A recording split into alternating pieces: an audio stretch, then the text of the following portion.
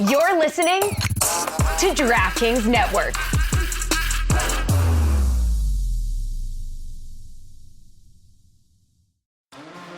Stugotz here. I want to thank the folks over at Smirnoff for being a loyal sponsor to both God Bless Football and the Dan Le Batard Show with Stugotz. Smirnoff knows there is no I in football. Football is a we thing, an experience that is best enjoyed together. With good drinks and good folks, Smirnoff is the world's #1 vodka and is an official vodka partner of the NFL. And this year, there are more opportunities to watch football and make delicious Smirnoff cocktails than ever before over the holiday season. From Thanksgiving to Black Friday and Christmas, Smirnoff and the NFL are with you every step of the way. So this holiday season, when you are enjoying the game and your cocktails, please make sure to drink responsibly. Take a minute, make a plan, never drive impaired. Smirnoff, we do game days. Please drink responsibly. Smirnoff number 21 vodka, distilled from grain, 40% alcohol by volume. The Smirnoff Company, New York, New York. Please do not share with anyone under legal drinking age. Stugotz here. I want to thank the folks over at Smirnoff for being a loyal sponsor to both God Bless Football and the Dan Le Batard Show with Stugotz. Smirnoff knows there is no I in football. Football is a we thing, an experience that is best enjoyed together. With good drinks and good folks, Smirnoff is the world's #1 vodka and is an official vodka partner of the NFL. And this year, there are more opportunities to watch football and make delicious Smirnoff cocktails than ever before over the holiday season. From Thanksgiving to Black Friday and Christmas, Smirnoff and the NFL are with you every step of the way. So this holiday season, when you are enjoying the game and your cocktails, please make sure to drink responsibly. Take a minute, make a plan, never drive impaired. Smirnoff, we do game days. Please drink responsibly. Smirnoff number 21 vodka, distilled from grain, 40% alcohol by volume. The Smirnoff Company, New York, New York. Please do not share with anyone under legal drinking age. Behind those cozy nights at home, thousands of employees at BP go to work every day. People producing more U.S. natural gas. People building grid-scale solar capacity. People turning landfill waste gas into pipeline-quality renewable natural gas. And people delivering all of that power where it's needed. They're part of the more than 300,000 jobs BP supports across the country. Learn more at bp.com/investing in America. Being a marketer's no sweat. You just have to manage dozens of channels, launch hundreds of campaigns, score thousands of leads, and okay, fine. It's a lot of sweat. Unless you have HubSpot's AI-powered marketing tools to help you do all that and more. Get started at HubSpot.com/marketers.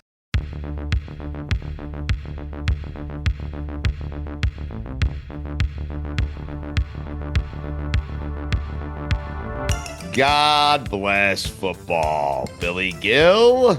God bless football, Mikey A. God bless football, Stugotz. Thank you, Mikey A. Guys, how was your Thanksgiving? How'd it go, Billy? It went.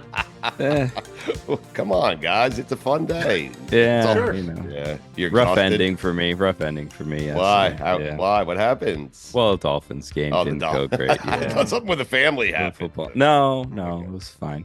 By the way, I was telling you guys before this, we woke up early to do this because we didn't want to have a God Bless Football episode come out that was going to be totally taped and not address any of the Thanksgiving stuff. So we got together, we talked about it. And by the way, we're presented by Smirnoff. We do game days. Please drink responsibly. The Smirnoff Company, New York, New York. So we wanted to react to the Thanksgiving Day games, especially since there was a Dolphin game. Mm-hmm. So we said we're going to get up early and we're going to, record this and we're going to get this out nice and early. So if you're, going around doing your Black Friday shopping, whatever, you have some, some up-to-date football stuff. And then we'll talk later to Chris Sims and we'll talk to Mike Madden, of course, John Madden's son. Everybody knows that situation. Mm-hmm. And then we have some picks and Stugotz and whatever, right? Anyways, the point is, what ended up happening is we ended up just talking for 20 to 30 minutes about baseball gloves and how much they cost now. And kind of decided we're just gonna publish a stupidity with that. So at some point, check it out. Check it out. Little did I know we were going to cross promote it here on God Bless Football, but I'm grateful that we did. I'm going to let you know because we didn't do that for nothing, and you're not getting this episode later because nothing. So reason you're getting this later than we were planning on is because we're complaining about the price of baseball gloves and baseball bats, and then we started going into stories about Jonathan Coachman and ESPN company softball games. So if you want to hear why the kids are not choosing baseball, okay, go over to stupidity because we have all the answers for you right there. Yeah. Kids are choosing football. They're choosing tennis. They're choosing golf. They're choosing other sports. They are not choosing baseball, and there's a good reason for that. Yeah. Well, it's God bless football though, so we're not going to get into that here. You're right. But Go over there. Somewhere in stupidity, you could find that. Maybe if we get it out today. Yes, Maybe. if we get it out today at roughly 3:15 yesterday on Thanksgiving Day. Me, Mikey A, and Chris Sims received a text from Billy that read, Eberflus is a fucking idiot. Oh, come on. That's a betrayal. Private conversation. I agree with you. And then it was followed up by Caleb too. Can I tell you something? I'm sorry. No, it's fine. If you want, you can share the rest of that exchange. But here's the thing. By the way, happy Thanksgiving. I guess I didn't include that in the text, but no, you did not. I got that after the Dolphin game. So we don't get into it with Sims here because we recorded with him earlier in the week to preview all the other games this weekend.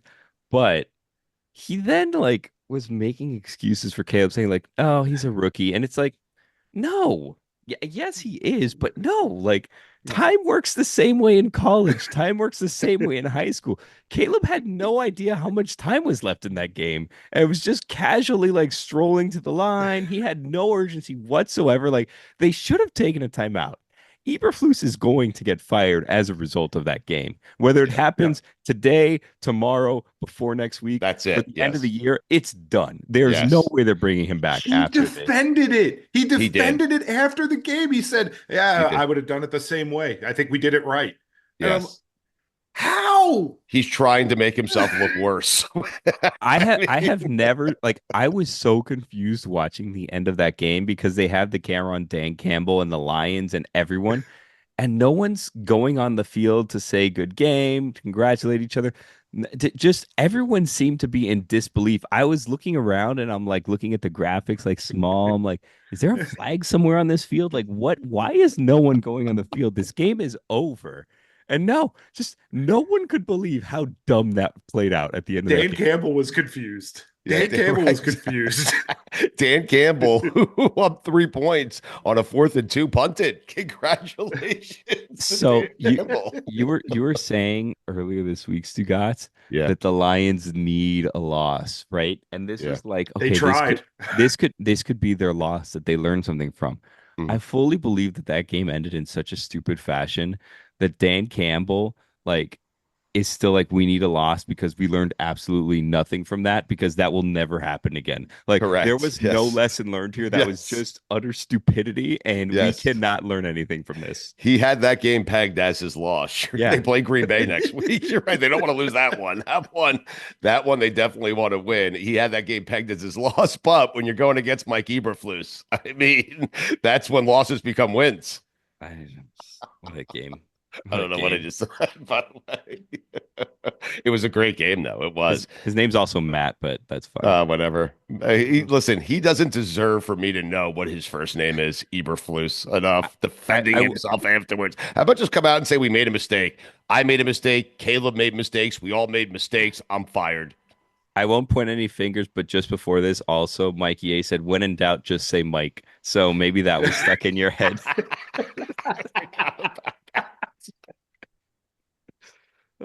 So anyway, the text conversation goes on. Billy's right. So Billy says that Eberflus is a f***ing idiot. That's private conversation. I know. I said the Lions needed a loss. Then you responded, Caleb, too. Sims then said, to Billy's point, I got a thumbs down to that comment. There was a thumbs down, right? He's a rookie. Sims did say that. I wrote, good loss for the Bears. I love losses. It's weird. Mikey A responded, he's a bust, gone the way of Trevor Lawrence. Did you see Stugotz, that Keenan Allen did the thing that we were saying earlier this week?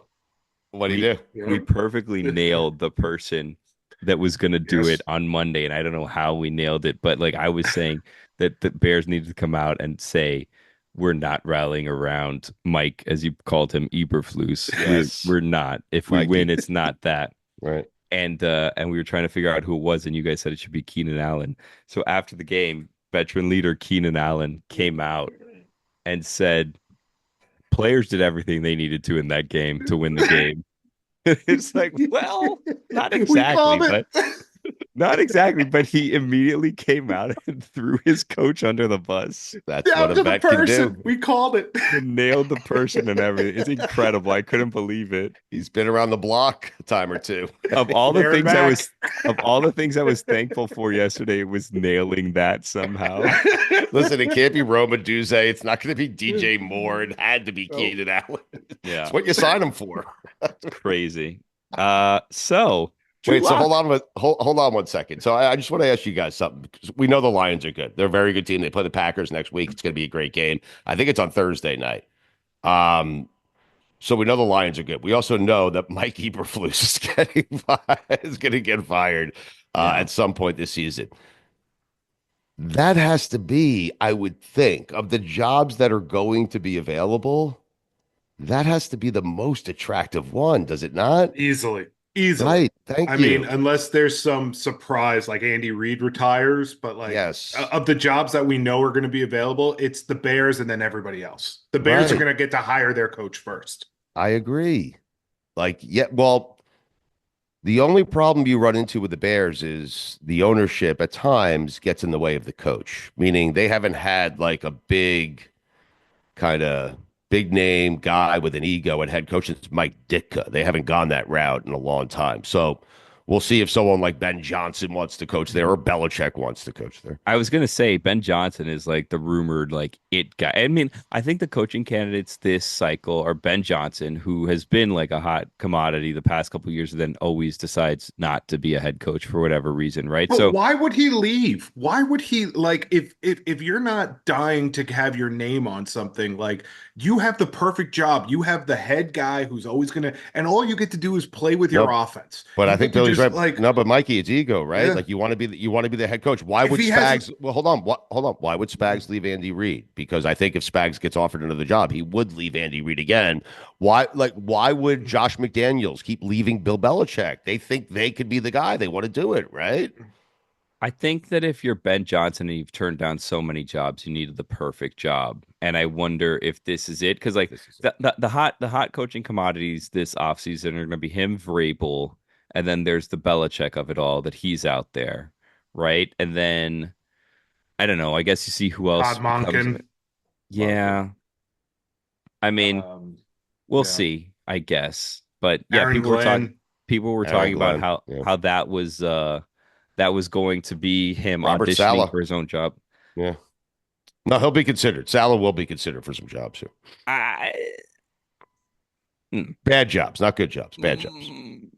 Rob, here's a name. Here's a name that might be considered if he gets fired. Kevin Stefanski.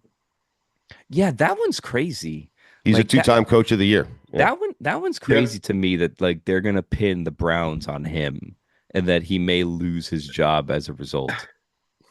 Well, if they don't pin it on him, then they have to pin it on themselves, and they're not going to do that. Yeah. Well, I mean, yeah, but you have a good coach there. Stefanski's record without Deshaun Watson is he's a two-time coach of the year. You left Dion off your list, Stugotz. Oh, Dion too, right? So you have the Dallas job that's going to be open. That game was dreadful yesterday. I don't know. You don't think McCarthy saved his job yesterday? Come on. It beat Drew Lock. What is Cooper Rush's record? I think he's like 8-2 now, Cooper Rush. It's sneaky better than Dak, maybe? Question mark. Wait, are the Cowboys back in the mix? According to them, they are. Really? Yeah, they said our season's not done yet. Watch out for us. This is exciting. For them, I guess. Somebody who doesn't watch football at Thanksgiving yesterday was watching that game, and they know I do, so they turn and they go, "Oh, look at that, it's Andy Dalton," and I just didn't have the heart to tell him, like, "Yeah, sure, it's Andy Dalton." Yeah, there he is. Guys, I got to tell you, I mean, Dallas is at 5-7, and Arizona is at 6-6, and they'd be a wild card team today. I can't say anything because I am also trying to convince myself that a 5-7 team is still in the mix. The Dolphins. They are. wait. So the Broncos are 7-5. The Dolphins are 5-7. Yeah. Billy, how'd you feel about that? Because all the talk going into the game was the cold weather. Dolphins can't play in the cold weather. Dolphins play poorly in the cold weather until late in the game, and when the game was out of reach. Well, They had chances, I guess. here's the thing, and it sounds crazy, but like, so Tua did not have a bad game. Like he had a pretty decent to solid game. He did miss some easy throws. He did overthrow some people, but that game was, his offensive line was horrendous. Yep. Armstead had one of his worst games I've ever seen. He didn't have time to do absolutely anything. The defense didn't want to tackle anyone. They were broken tackles left and right. Mm-hmm. You the fumble punt at the beginning of the game. A punt to start the game to give them the ball. Yes. At first and goal when you held them. Like that game was ugly, and it sounds crazy because I think for the past couple of years, and I could just be like coping here, but like the past couple of years, the narrative has always been Tua is not good enough to get you to where you need to go.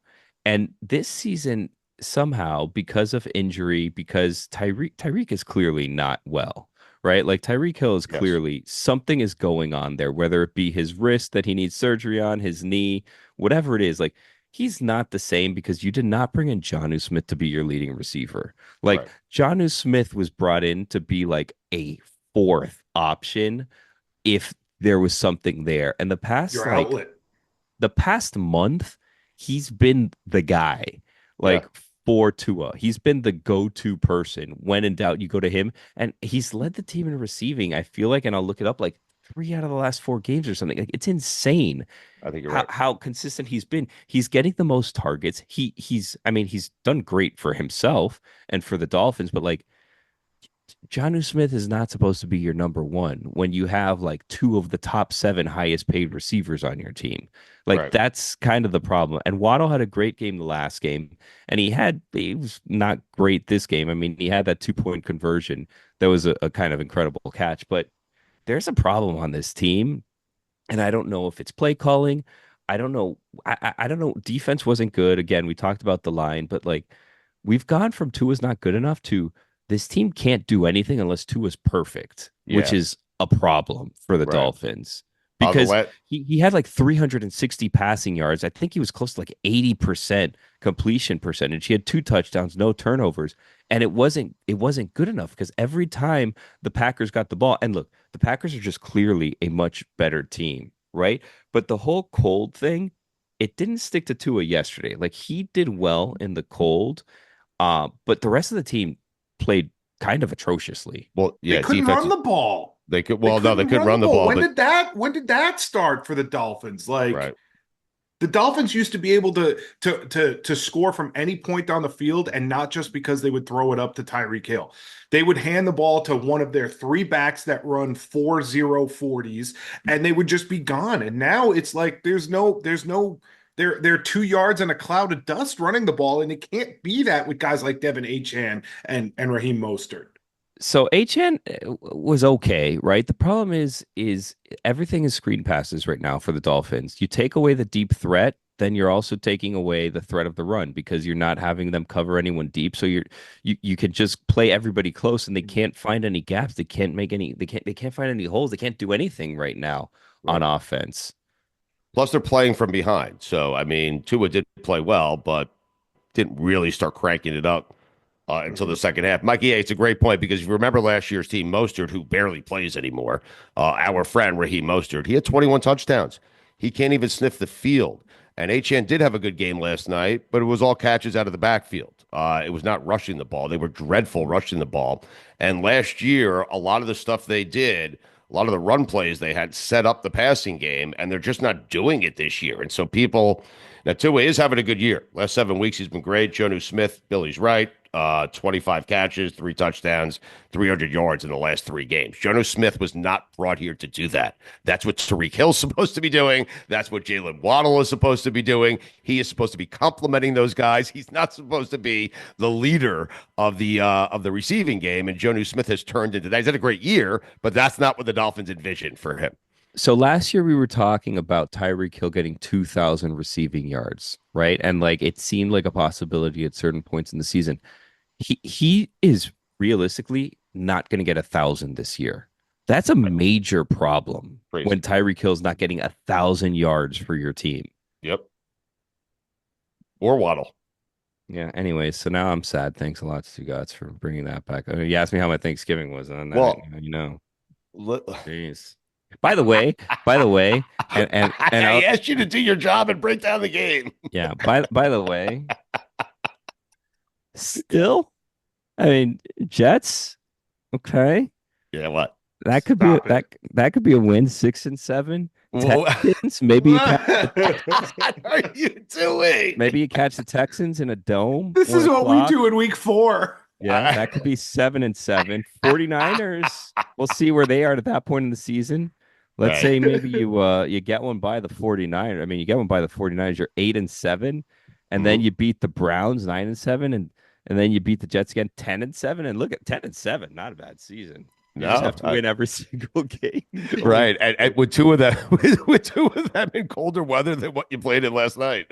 Well, which ones? Let's see here. At Cleveland in December. Yeah, those last two at Cleveland and at the Jets are going to be tough ones. Yeah. You'll beat the Jets. I don't even know if that's the case anymore. Gosh. What a disappointing season. You know the worst part about it, and this is going to sound mean. Worst part about it is when we get in there on Monday and Dan's just going to be gloating about that game and how that went. I don't need that on Monday. I don't want to hear it. I'm going to go in on Monday. I was right. It's like, yeah, you're rooting against your hometown and your teams. Congratulations. I agree with you. On Thanksgiving. Who wants that from Le Batard on Monday? On Monday. Jeez. Yeah. How you feeling? Sniffles? How am I feeling? I'm just trying to get you out of Monday. Yeah, I saw where you were going with it. Thank you, Mikey A. So I was feeling good, and I had a bit of a little resurgence health wise, where I was like, okay, I'm good. So I stopped taking like the Mucinex DM, and now it's slightly coming back a little bit. So I have two options here. I can either continue to take the medicine and get well, or I could just stop taking the medicine and get really sick for Monday. What do you think? Stop taking the medicine. I just have a really sick day. Okay. Okay. I might be considering this. I mean, I'd take a really sick day over dealing with Le Batard. I mean, at that point too, it's like, don't forget about the Monday hangover. Guys, let's move on. The game happened like 6 days ago almost. Yeah. We're on to, the Jets game here. How about God bless football, though? Mikey's right. You have the Monday hangover. You want to start feeling bad after that, like towards the end of recording. Who do we have on Sunday? I mean, maybe I just sit this one out, the Sunday night game? Yeah, who do we have this week? Let's see here. Who are the big Sunday matchups? Oh, Cleveland, Denver. We don't know. That's Monday. That's 49ers, Bills. We got to talk about that one. Well, I think the Bills are going to blow them out. Can't be sick, I guess. Eagles, Ravens. Hello. Yeah, that's on Sunday. Yeah, I'm seeing that was a 4:00 game. That's a good 4:00 game. It's a great 4:00 game. Oh, Cardinals and Vikings. Mm-hmm. Rollis' brother's gonna have to step it up. It's time to shit or get off the pot with that guy. Am I right? Yep. Tulane was knocked out of the playoff yesterday. Got some more games today. I think Colorado plays today. So Tulane was, Billy, they had a chance to make the playoff. They lost that game. So come on. I just wanted to bring it up. It is a God bless football show. Why did I bring it up? I have no idea. It's Thanksgiving Friday. Me, everyone, happy Thanksgiving. Okay. Oh, I'm joking. Billy, I think the Dolphins are going to make the playoffs. I will stay entrenched with you that the Dolphins are going to make the playoffs. You do not think that, and neither do I. I'm doing it for you, and because I don't want you to not be it on Monday. I don't want to deal with Le Batard by myself. Should we talk to Chris Sims? Let's talk to Chris Sims. We have Mike Madden, too, because by the way, can I just say this? Thanksgiving weekend, and you can't do it without a Madden. Let me say this, because you're going to hear about this, and this, quote, spoiler alert, okay? I thought that we had something special with Mike Madden and the Madden Cruiser. And here we are finding out the guy is just renting it out like if it was some brothel that's going around town. It's there. It's on the Sunday night game or Thursday night game, whatever. Then we see commercials. Bill Belichick's going to be on it at some point in time. Like, everyone can get on this Madden Cruiser. I thought this was a special thing we were going to have with him. And I don't feel that way anymore. Right. You're upset with Madden, huh? Thanksgiving weekends. It's just because of the results of the game. Had the game gone differently, it probably would have been fine. And now I'm hearing rumblings. The kids are up. I lost my quiet for the day. Probably my fault because I've been making a lot of noise, but Listen, I'm going to hear from my wife that I was making too much noise, and that's why they're awake. And it's just now the day's started. yeah, but you'll have. I need to just make up things that I need to go out to the store to buy. Honestly, rather just go out in the crowd and be left alone in the peace and quiet of the thousands of people rushing to get a toaster for $8 or whatever. But listen, your very sick Monday is right around the corner. So I know, but we just talked about how I can't be. Well, I asked you not to. I mean, you could still do it. I'll be upset with you, but you can still do it if you want. I mean, yeah. Okay. Maybe I'll get sick too. No. Okay, no. I'm taking my medicine, and you are not getting sick. You can't get sick talking to me over Zoom. Let's just dispel that right now. Let's put an end to that because I see where this is going. Okay. This is going as I stop taking my medicine. I get sick. I go in anyways. And you're like, I'm sick. I can't come in. That's just me and Mikey on Monday. Like, what are we doing now? Hey, let's check in with Lucy. Hey, Lucy, where were you this weekend? Want to do 45 minutes instead of 10? How many top 5 lists does Fuentes get? Oh, my Lord. Yeah, that's the thing. We won't get him to shut up. We might just dream if we didn't show up. This is so mean if anyone actually listens to this episode. Should we talk to Chris Sims? Yeah, let's throw it to Chris Sims and a reminder that if you want to listen to an episode about what's wrong with baseball, you can do so over at some point in time when we get to it. Oh, by the way, if you want to compete against in fantasy, go to dkng.co/Smirnoff, $3 buy and compete against us. Le Batard actually was texting us. He texted me and Cynthia. He's like, how do I sign up for this? Get me in on this week. So he may be involved this week. There's no way. And if he wins, God help us. We're off Monday. Yeah? Yeah. Okay. Yeah. All right. Chris Sims breaking down the entire upcoming weekend in the NFL, a little bit of college as well. Chris Sims next. DraftKings Sportsbook. You getting some holiday shopping done this weekend? Well, pick up some touchdowns. They're on sale all weekend at DraftKings Sportsbook. DraftKings has doorbuster profit boosts and bet one, get one promotions on all type of touchdown bets. Grab some TDs with DraftKings Sportsbook. They're on sale for Thanksgiving through Cyber Monday. Download the DraftKings Sportsbook app. Use code LAF to opt in. That's code LAF only on DraftKings. The crown is yours.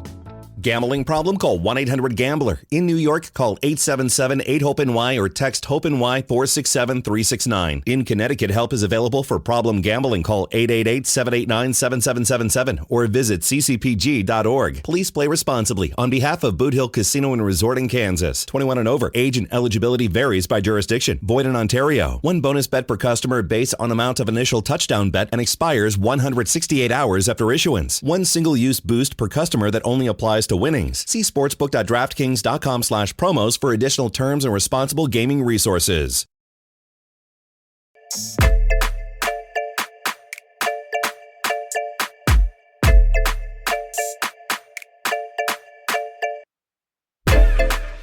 Just take your time any day now. Yeah, just keep walking around the studio. Let's go. Let's go. Why are you lashing out, Sims? I mean, it's Thanksgiving, man. Yeah, not yet. It's not Thanksgiving till tomorrow. Until now, it's still a work day. Okay? I know, but we're supposed to. I mean, this time of year, we're supposed to be kind to one another. Yeah. You know, tell everyone how grateful we are for each other. Yeah. What are you thankful for, Chrissy? Exactly. Yeah. Yep. Be kind and be on time. Ready to go. Let's go. I'm ready. Let's go. What's up? Where Billy's at the office today? Yeah. Look at that. Man, he's actually working today, huh? Oh, yes. I was listening to your pod from Sunday the other day, and I may be misrepresenting this, so if I am, tell me. But it seems like you haven't really actually been that high on Washington. You kind of feel like this is what you've been expecting to happen for some time now. That's fair. That is fair. Yeah, I don't. I think Washington, I've been more pleasantly surprised by their football team rather than just like, I'm super impressed. Of course, I'm impressed by Jaden Daniels and what he's doing there, and saw some early season wrinkles in the Cliff Kingsbury offense that I liked. But I do think we've gotten to a point here, one, where, okay, the talent isn't super awesome there. We know they're kind of rebuilding. And then two, on top of that, I'm starting to worry about, like we're seeing the last few weeks, they can't find completions past 5 and 6 yards down the football field. And this is the things that have happened in Cliff Kingsbury almost every year of his career coaching in the NFL. It's once people start to get a book or they see a defense defend them, they start to go, oh, they do this when they do that. So there's issues there. The talent at receiver, Terry McLaurin's real good, right? But I don't think he's superstar good. And then the rest of the cast is just solid. The running backs are beat up a little bit. The defense is not super talented. I will not be surprised if the Tennessee Titans upset them this week. That's what I would tell you. I think it's the Tennessee Titans D. I expect them to be all over Washington's offense. And the Titans offense has become maybe not consistent, but it's explosive. Every game we're seeing 4 or 5 wow plays. I actually picked the Titans to win in the upset. So I have to apologize to the audience and to Chris and to Mikey and to Stugotz because I feel like I took it to football way too early. Like it's Thanksgiving week. We have lots to talk about. And I just jumped in with a question about the Commanders. Well, I mean, Sims was ripping you and talking about working from home and you wanted to get away from it. So you went to he was ripping you, though. Right. And Sims knows that. He was ripping you because I got the line of, we don't know where Stugotz is. He's around the studio somewhere. We're trying to find him. Yeah. So, Billy, you're upset with yourself for taking it to football. It's football. Seriously, Billy, what a meathead you are. You don't care about people a little bit, Way right? too quickly. Jeez. We haven't even gone around the table to say what we're thankful for. Chris, what are you thankful for on this show specifically? Who are we thankful for? Maybe whose names start with the letter B, something like that. No, I'm thankful for. I am thankful for you guys. I have a lot of fun on here every week. You guys tee me up the right way. We have good conversations. I am. Yeah. I enjoy doing this. I really do. I like to complain about it every now and then or give you a hard time, but I do. Yes. I'm thankful for a lot of things. Life is good.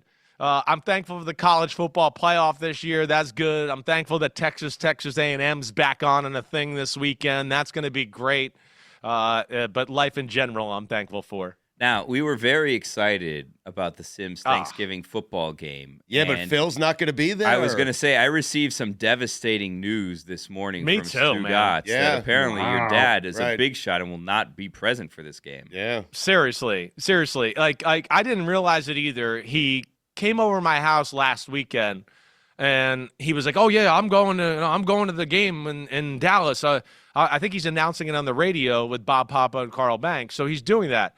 But yeah, I was disappointed. But I could tell you that he was not the slightest bit disappointed. He seemed very happy that he was going to be with us on Thanksgiving and that he was going to that game. So it was like one of those where he left. Like me and the wife were like, was it me or did he seem like he was really happy he wasn't going to be with us on Thanksgiving? Christopher, I'm going to Dallas. So, Chris, we spoke to John Madden's son yesterday, and he was telling us kind of like the same thing. I'm like, so Thanksgiving must have been like weird and like Christmas, not have your dad. I was like, no, we didn't want Dad around. We knew that if Dad was around, it was going to be a bad time because he's going to be upset because his team was eliminated or whatever. Like, if we saw Dad on TV or Dad was missing on Thanksgiving or Christmas, we knew it was going to be a good day.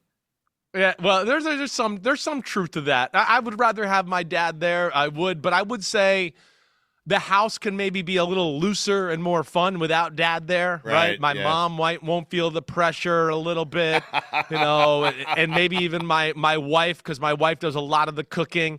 And then, like, he'll also be like the drink police a little bit too. Ooh. Like, oh man, you're having another drink, huh? Oh, geez. Hey, Diana, how many drinks have you had so far? So it's all like, hey, Dad, off. It's Thanksgiving. I'm going to do what I want. Shut up. Yeah, but he doesn't want you guys drinking and driving. He cares about you. I mean, yeah, well, we're not going to be. So that doesn't matter.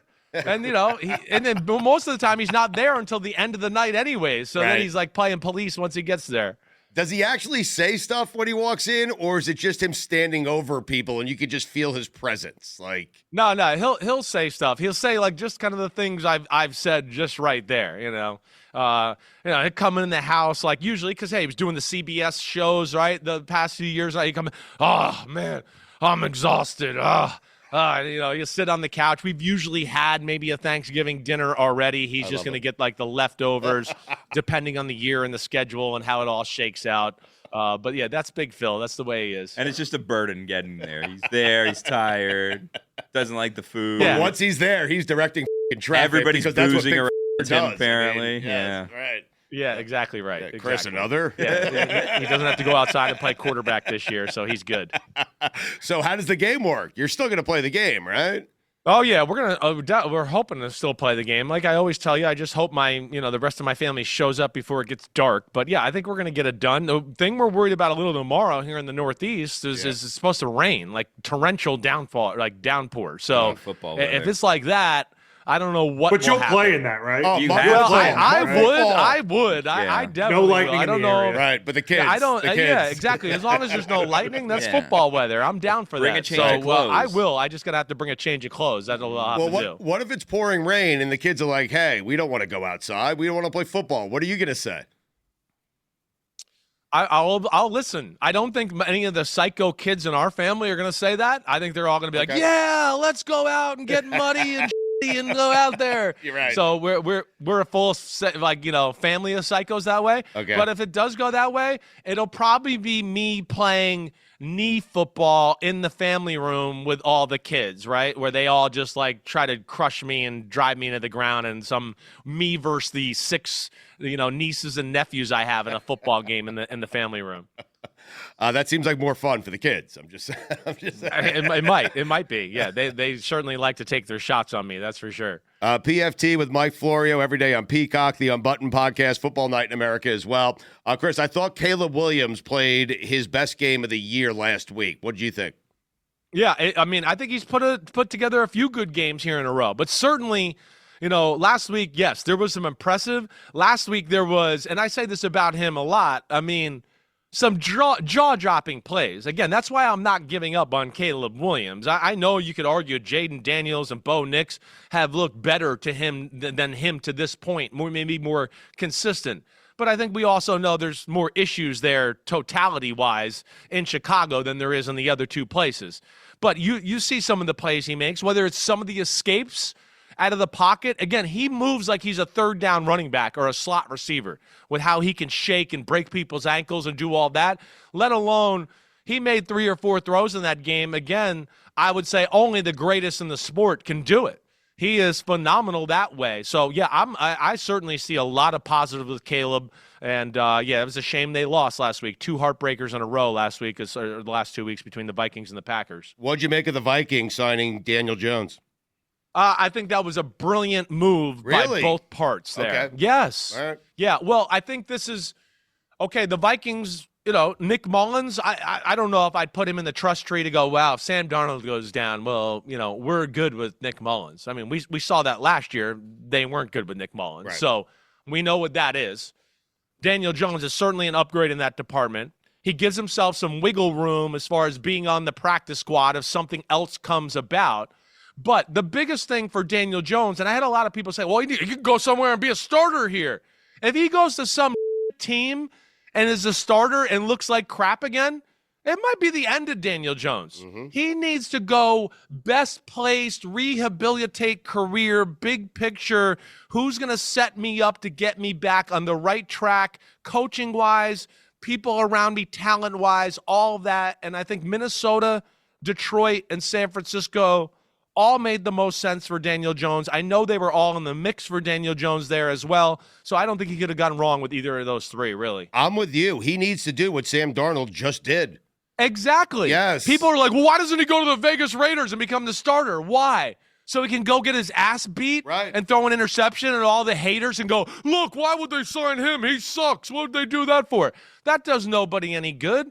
So, yeah, you got to do the Sam Darnold, Baker Mayfield type of thing, whatever. Yep. Exactly right. The Vikings, it's so interesting with their I don't want to call it a problem at quarterback, but teams nowadays want to have the guy in the rookie contract. They drafted a rookie in J.J. McCarthy. Sam Darnold's played so well. You can tell O'Connell loves him, right? And so I'm like, how far does Sam have to go before the Vikings say to themselves, you know what? We got to bring him back next year. We can't let another team sign this guy that we developed and turn into a good quarterback. I think it's got to be pretty far. I do. I think it's got to be, something like he started off the year playing really good football. He went through a stretch where we went, man, there's mistakes, there's sacks, there's holding the ball too long. The last 2 weeks has gotten a little bit better again. I do think they and he have to finish strong for that to happen, right?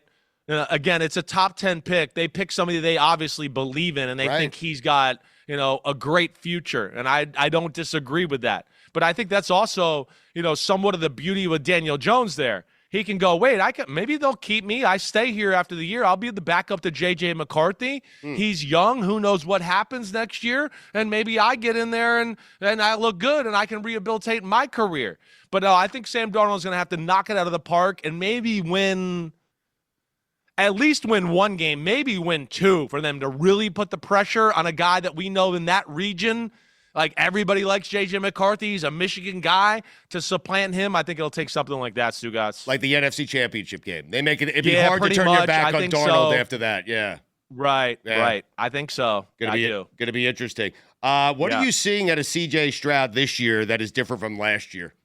Well, here's the biggest thing. First off, we all have to stop blaming C.J. Stroud. Every channel I turn on, it's C.J. Stroud, it's C.J. Stroud, it's C.J. Stroud, it's C.J. And I get it. It's not as good.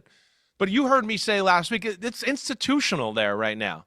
He didn't go from being like some good decision maker who can dot the I from 70 yards away with his great right arm and accuracy, and all of a sudden like, oh, I can't figure out how to throw the ball or find an open receiver. Hey, this just in. Nobody's fucking open. They can't protect. Yeah, there's issues. I mean, that's the biggest problem.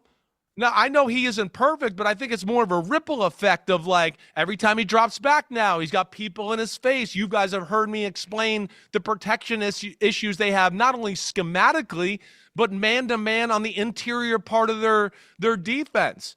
And I think that's causing him to, oh, man, am I going to have enough time? Let me throw the ball real quick. The first interception in the game last week was that. It was a real quick short route, but I think he was like, I got to get it out quick, and he threw it so quick the guy didn't break, and he led him the wrong direction.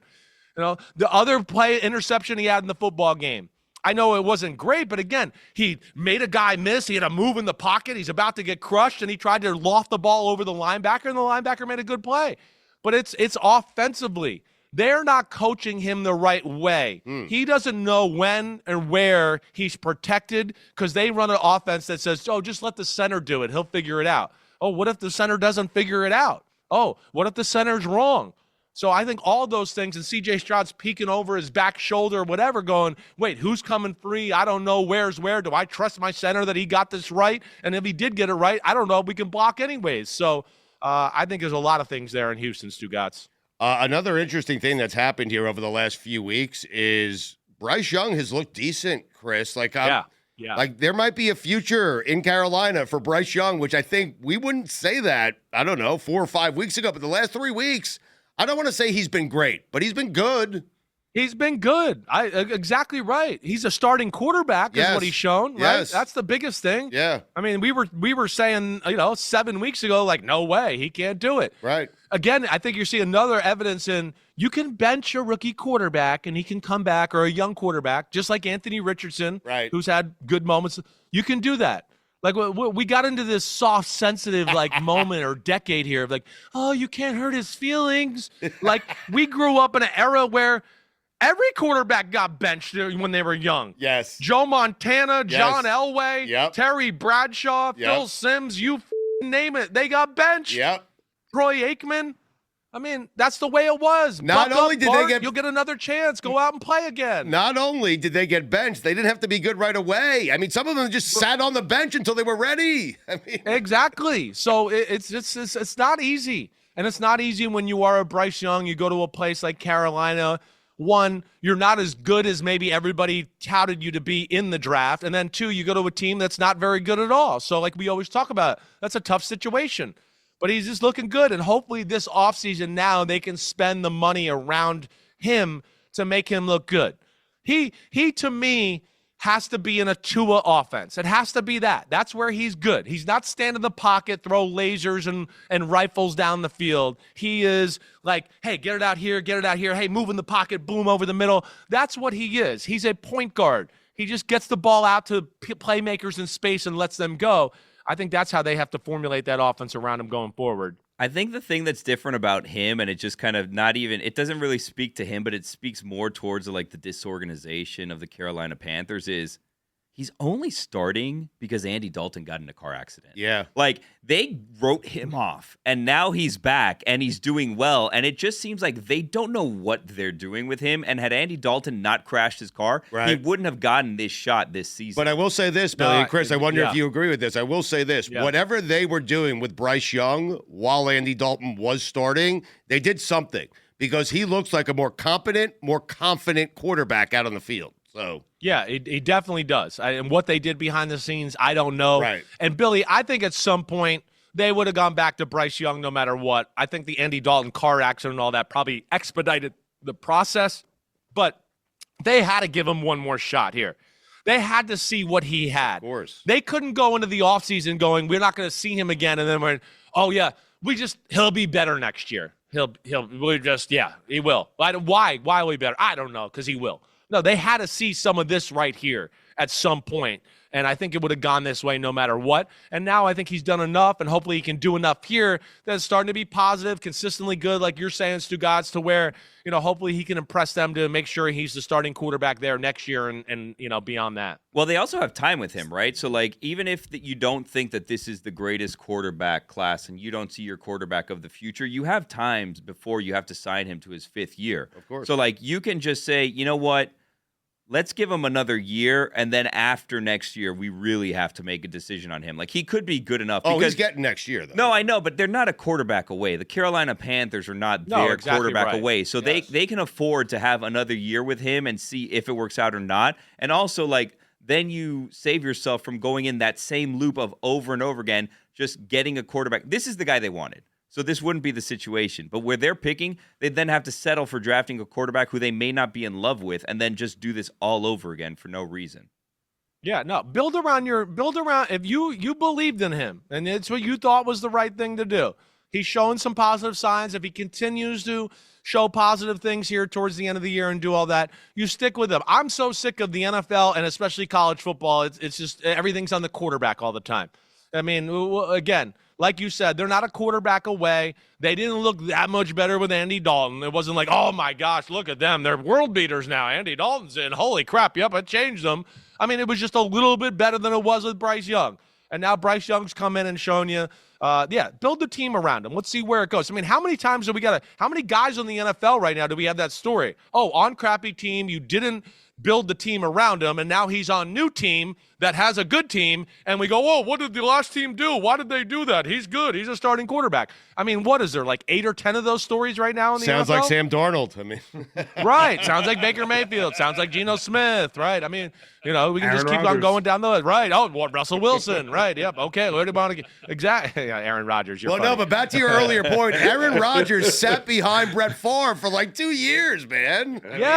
I mean, again, sit, whatever, play, get benched, all of that. And if you're an NFL quarterback, you should be mentally tough to handle all those type of situations and succeed. And if you don't, then this just in. You ain't an NFL quarterback, so get your ass on the bench. Sims, I feel like we were waiting every week for the 49ers to like show up and then be the team that they have been for years. And now we're looking at it. They're 5-6. They just came off like a really bad loss. Like, is this kind of who they are this year, or is there still a switch that we might see? No, we're at the time of the year is you are who you are. There's maybe there's a few teams where I'd go, maybe this team like Denver, right? It was a rookie quarterback, some struggles earlier, but they're a little bit better than they are who they are, right? I think they're a team that's on the rise. The Green Bay Packers, they're 8-3. They're 8-3 with B- quarterback play to this point. They're a team where I see moments of at their best, like last week, where I go, ooh, that's as good as anybody in football. That's as good as Detroit or Philadelphia or whoever you want to mention and put in the conversation. No, the 49ers, I'm a little with you and Mikey A that they are who they are, right? I just think it's a myriad, a collage of things of like, hey, lots of long seasons, getting towards the top of Mount Everest and never getting the payoff. That's exhausting. And they've done it, 4 out of 5 years, 3 out of 4 years, kind of get there to that point, Super Bowl, NFC Championship game, and can't get over the hump.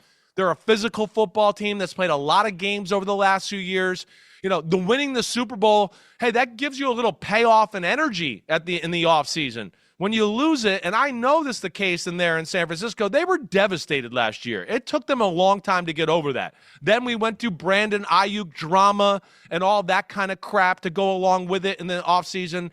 And yeah, this is a year where Purdy's play has been a little bit all over the place. They haven't been able to run the ball. They have injuries everywhere. I know my man Shanahan's not going to make excuses, but when you're missing Javon Hargrave and Dre Greenlaw and Hufanga and Brandon Ayuk and other guys have been in and out of the lineup all year long, I don't care who you are. It's going to affect you. Yeah, they are who they are, Mikey A. You said it right. I don't expect them to win in Buffalo this weekend. Chris, I'll tell you what, Purdy not being there last week and seeing how that team looked offensively made Purdy more valuable in my eyes. Yeah, well, I mean, I think there's something to that. That was a tough spot. I mean, a guy that's barely played ever in the NFL has to go up to Green Bay, who's super talented, who's sick of getting beat by the 49ers, right? Right. And so they were a motivated football team. That was a bad matchup. But, yeah, of course, if Purdy played last week, I certainly think that game would have been a whole different story and a lot more competitive than it was. Is Saquon Barkley your MVP? Well, it's Saquon, Lamar, or Josh Allen. Yeah. I'd probably still go Lamar right now, but it's close. Saquon before the year, I picked him to be Offensive Player of the Year. But he keeps doing what he's doing. And again, I saw that smile. You're proud of that prediction, aren't you? I saw the smile on your face. I'm proud of it. I'm proud of Saquon in general. I'm a huge Saquon fan, I know personally and as a player. Mm-hmm. And like I've said to you guys, I think I've said it to you guys, like Saquon Barkley's a first ballot Hall of Famer type talent. And he got stuck on a crap team at the start of his career. And now everybody's starting to see what he's capable of when he has a little support around him, which is like, oh, it's the best running back in football and it's not close. That's what it is. He is special. So, yeah, it's amazing. And he's definitely in that conversation. And I don't think the stats are going to fall off a whole lot here as we go forward. What do you make of Aaron saying he wants to stay with the Jets if he comes back next year? Well, what options does he have? And, the shit has hit the fan 7 times there. So he's trying to, he doesn't want to piss off the fan base. If there's one place that I have him back, it might be the Jets. I mean, Aaron Rodgers' reputation around the league is not like, oh, we want Aaron and we want to deal with all that comes along with dealing with Aaron. No, negative ghostwriter. Right. So we'll see where this goes. It's going to be an interesting situation, whether they want him back, who they hire at head coach. And like I said, I think it's going to have to be a perfect situation somewhere else too. Like I've told you, I don't care who you talk to in the NFL. I mean, no matter what, if Aaron Rodgers comes up, everybody goes, man. Yeah. And everybody's got an Aaron Rodgers story right now. So his rep around the NFL is not really good. He might need Bill Belichick to come in and save him somewhere. PFT with Mike Florio every day on Peacock, the Unbuttoned Podcast, Football Night in America. Chris, if I gave you the opportunity with the obvious goal of winning a Super Bowl to go coach one of these two teams, which team would you feel like would give you the better shot of winning the Super Bowl? The Eagles or the Lions? Oh. Because the Eagles I'm are going to talented. go the Lions. Oh, wow. I would take the Eagles. But it's not easy there. That's, that's like you're making me pick one. It's like, damn, you got to pick an emerald or a ruby. It's like, right. I think they're the two best teams in the game right now. They're a little different in that the Lions are schematically do a lot.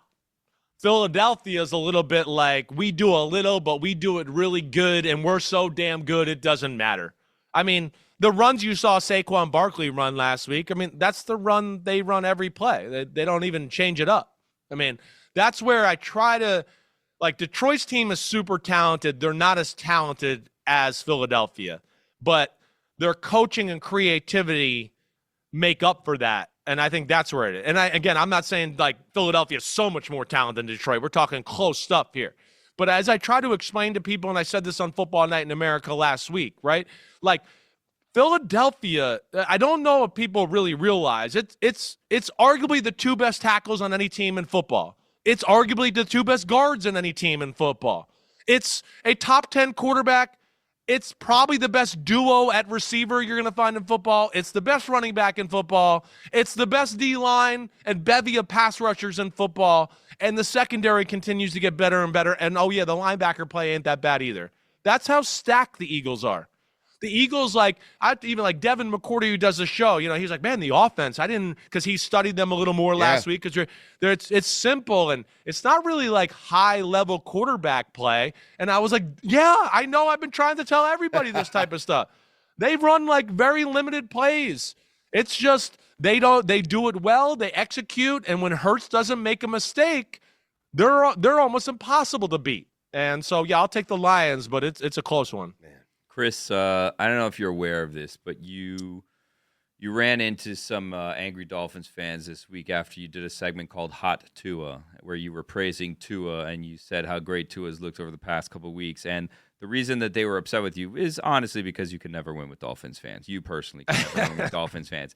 But thank you for keeping it real there. Yeah, yes. you were praising Tua, but how dare you? Well, this is the part where they had an issue with Chris Sims and what he said, Stugotz, is that he referred to him as my guy Tua. And they absolutely did not like the idea of Chris Sims referring to Tua as his guy after all these years of you not being Tua's guy. I side with Dolphin fans now. Yeah. Hey, that's fine. That's fine. I was saying it, and hey, he's doing a lot of positive things. I'm happy for him, as I've always told you. It's nothing against him. I wouldn't be doing my job if I didn't point out some of the flaws and the issues and whatever else at times. And I think they're pretty well justified and, damn, pretty f***ing on the spot, Chris Sims. Way to go, Chris. So other than that, but yes, the way he's playing, dealing with the injury and having to readjust his play, I give him credit. And he does a lot of good things for their football team. Obviously, we see that, right? So, yeah, I'm not going to hate on him that way. Right. They're playing good football. And he is a magician with the football, and he's a point guard and how he gets it out and all that. Now, whether that can win when we really need to win in that style, we'll see here shortly. But, yeah, I was just trying to give a guy some love. And, hey, I am an ex-quarterback just like him. He is a lefty ex-quarterback just like me. We're lefties, so I don't know why it came out of my mouth, but I was just trying to say it in a friendly way and, shut up, Dolphin fans. I believe that you said he's the best ball handler in the NFL. Huh. He is. He's the best ball handler in the NFL. Right. And I give him a ton of credit for that. He is, because his attention to detail on play action fakes and the way he does certain things, it's as good as there is. There's nobody better in football, actually, in that department. And that's important in that offense. They're all looking for, hey, we just want to get one guy to take one wrong step so we can just boom, thread the needle in there 5-6 yards down the field and then can run and make something happen. And he's really damn good at that. It seems like the only issue was calling him your guy. That's the only issue. That was the main issue. The praise is fine, but did you see that next loose time I'll slander him more. Did you notice the loose connection Sims tried to make? Hey, we're both lefties. Left-handed, yeah. He's my guy. Did you like my hot Tua? My line? I did like it. I caught that. Thought you were being a sneaky boy saying hot Tua on Football Night in America. Yeah, thank you. You nervous about Texas this weekend? I am, definitely. Yeah, it's a tough place to play. It's the hardest place to play I ever played in my life. Really? Yeah, that's the loudest stadium on planet Earth, in my opinion. Wow. Yep, and it's, of course, they're going to be foaming at the mouth. They know what's at stake for Texas. Texas wins this game, we're in the college football playoff. It doesn't even matter what happens in the SEC championship game. They play some good defense, though, in A&M. And what I do worry about is Texas can't run the ball real well. And when, like Georgia basically played too deep and said, we don't think you can run the ball even if we play too deep. And then that took away passes down the field. And you're seeing teams do that to Texas a little here as of late. Just going, fine, we'll let you run for 3 and 4. We don't care. We're just not going to let Ewers throw the ball with these crazy Sarkisian passes down the field and all that. And it's made them look a little, less dominant, let's say, than they did earlier in the year. But you like the playoff. Like, you like this expanded playoff. I definitely like this expanded playoff. Yes. Cool. I mean, again, Georgia got left out last year. Georgia was the best team in American sports. There had to be something done. They lost one game in 3 years, and they didn't get to go play in the finals for college football playoff last year. Yeah. That was like the dumbest shit I ever saw in my life. So, yeah, at least we don't have that problem this year. We can all agree. I know you cover Notre Dame. You're the network for Notre Dame, but they're in regardless, right? They could lose to USC. They're still getting in, right? The thing was built for Notre Dame. I mean, I think so. It would, I don't know. That would be a bad loss if they lost to USC and then their other loss is Northern Illinois. Yeah. I just would say this: watch out for Notre Dame. Notre Dame's the team that I'd go. I agree. If there's a team that makes some waves in this college football playoff, like first off, go in there in the cold in the middle of December. If they get one of these Southern teams that come up there and the way they play defense and run the ball, they're made for playoff cold weather football.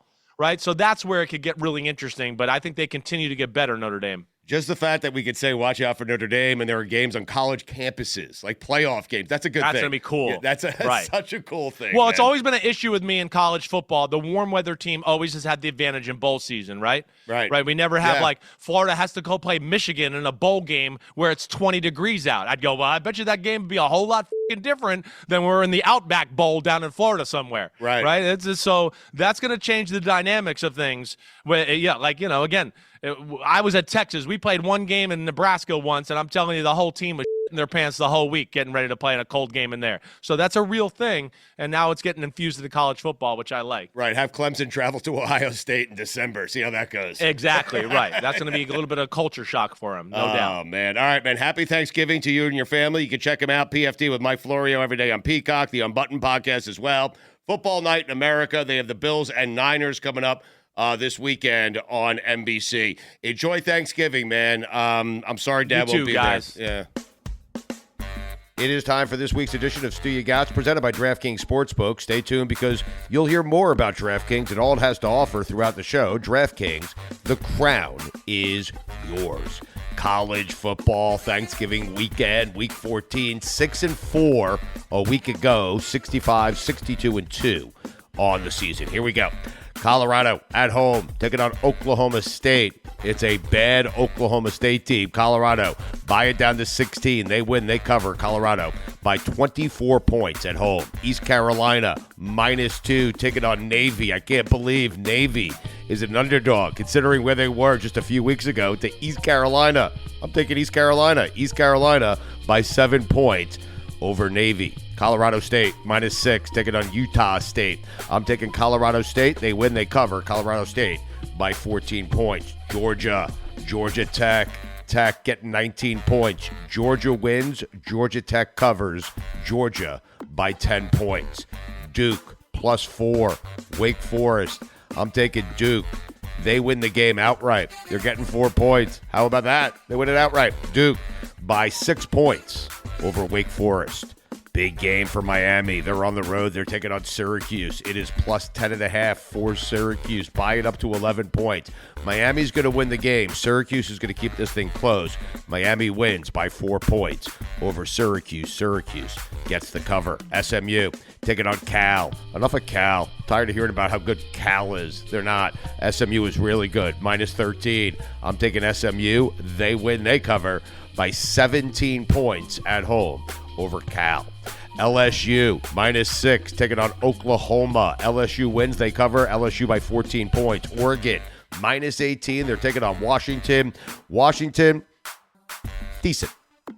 Not good, not great, just decent. Oregon, best in the country. They win by 4 touchdowns. They cover the spread.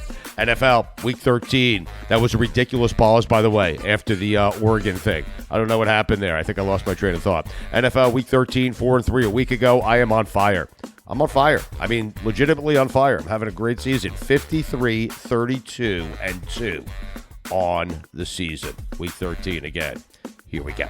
Chiefs, -13, taking on the Raiders. Chiefs win, they cover. Chiefs by 24 points. The Texans, they bounce back, -4 at Jacksonville.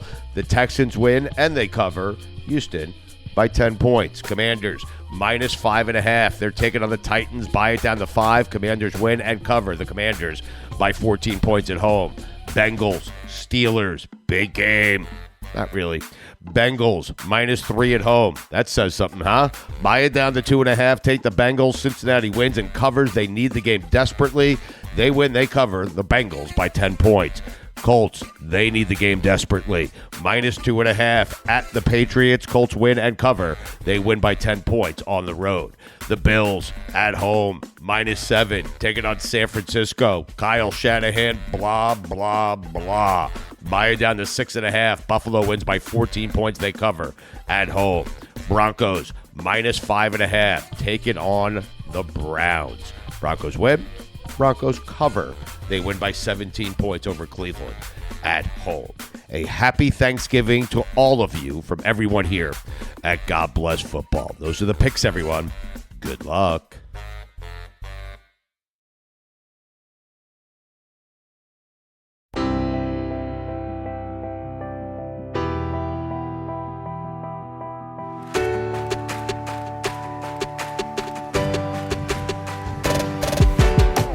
Billy, you're excited. It's not Thanksgiving without a Madden, right? It's turkey and a Madden, right? That's what I've always said, Mike, believe it or not. I walk around the house, I tell my family, I have 2 young daughters, I've raised them, and they say Happy Thanksgiving. I go, nope, not a Thanksgiving without a Madden. So, we have to turn on the Madden, we have to play a game or two. I beat them, obviously, because they're 3-1, but, it's just how it goes. You need Madden if you want Thanksgiving. So happy holidays to you, Mike. Well, thank you. Thank you very much. Mike, this is very exciting. It's in the game. Madden NFL is coming out on November 26th. It's on Amazon Prime. If I told you when this video game was created that many, many, many, many years later, they'd be making a documentary film about a video game, you would have told me what? Oh, well, I would have laughed for a while. Not sure when I would have stopped, but no, I would not have believed it.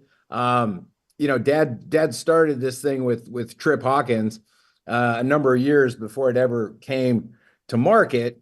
And as a matter of fact, it was originally a computer game before, when football video players only had Tecmo Bowl at their disposal.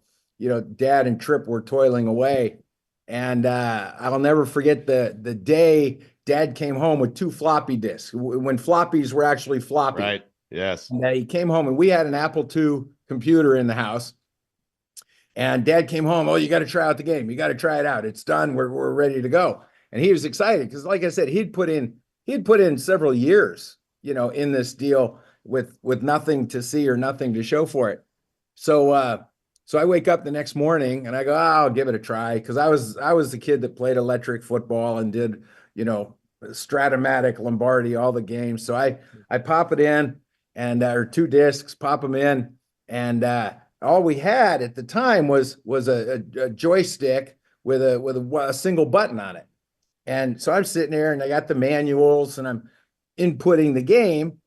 And I'm like, okay, it's John Madden football. Well, Dad always started with a run over left tackle. So let's just start with a fullback over left tackle, get the game started. Of course, so I got it all queued up. It takes me about 20 minutes to program the first play. And I hit, the X's or, and the O's, and I hit the button and the things start moving. And I try to come in off left tackle and I get drilled. It lasts about a second. So I take all of my gaming prowess at the time and I say, okay, hold on. Let me try this again. I go, okay, I want to be able to run the ball because passing just looked too difficult. So I'm like, okay, I want to run the ball. So I let's program the defense. Let's get them the hell out of there. Let's give them, a prevent. Let's get the hell out of there. So now I'll have some room to operate. And then all I had was a joystick. So I'm like, I want to be able to move the tailback, maybe do a Marcus Allen in reverse field or something. So I want a pitch or a toss. So I find toss left and program it up. Again, another 20 minutes have gone by. Now I'm excited. I'm gonna be able to run and play this game. And I hit the button and the lights start blinking and play, and then boom, I get killed for like a 3-yard loss. And so I give up. I've put in 45 minutes in this thing. I've ran 2 plays. It's a loser. Dad, good luck to you. And so he catches me out on the driveway and he goes, Did you try the game? Did you try it? And I go, Dad, your game is crap. And he's like, he was heartbroken. No, he was heartbroken. He was heartbroken because he had put in years to this. Right. What do you mean? I go, Dad, I set it up so I could have some success. I put him in a prevent defense and I run a toss to the left. And he goes, you can't run a toss against a prevent. He goes, you got Charles Haley up there on the thing coming. He's thinking sack. He goes, he's going to blow the thing up 4 yards deep in the backfield. And I go, well, yeah, that's exactly what happened. And he goes, yeah, that's what should happen. He goes, the game's not crap. Your play calling is crap. Wow. So I'm like, wait, no, but prevent, no, prevent, you got Charles Haley, you got Reggie White, they're coming up field. They're going to run right into it every time. And so that was when I first realized, holy cow, you guys you're shooting for a higher level than the world was ready for at that time.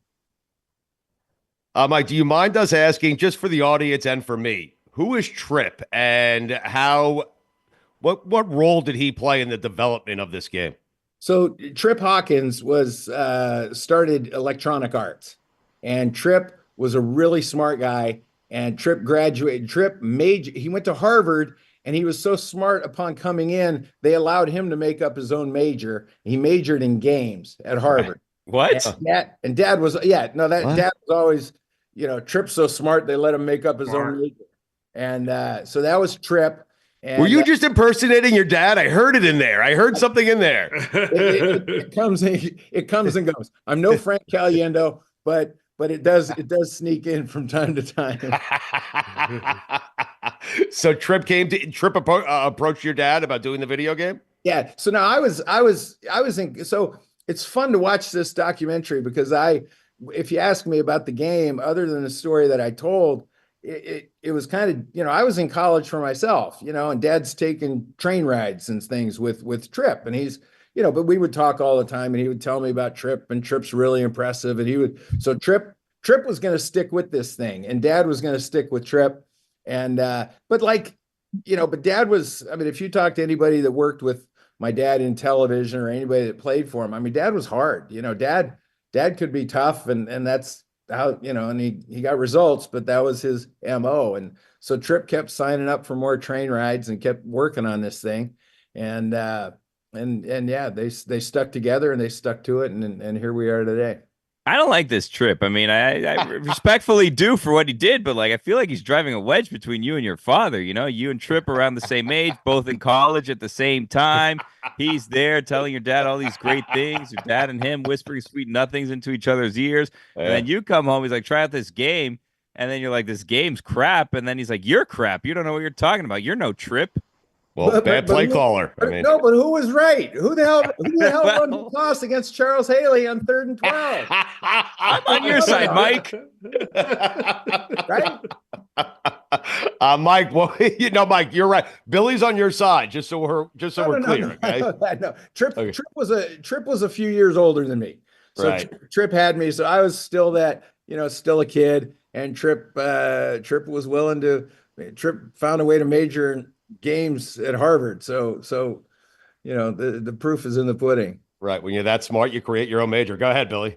Mike, how crazy is it that as accomplished as your dad was, as known as he is in the football world, and still is, by the way, and respected for everything he's done for the game, a lot of people know him, and his legacy for a lot of people will be video games. Yeah. Yeah.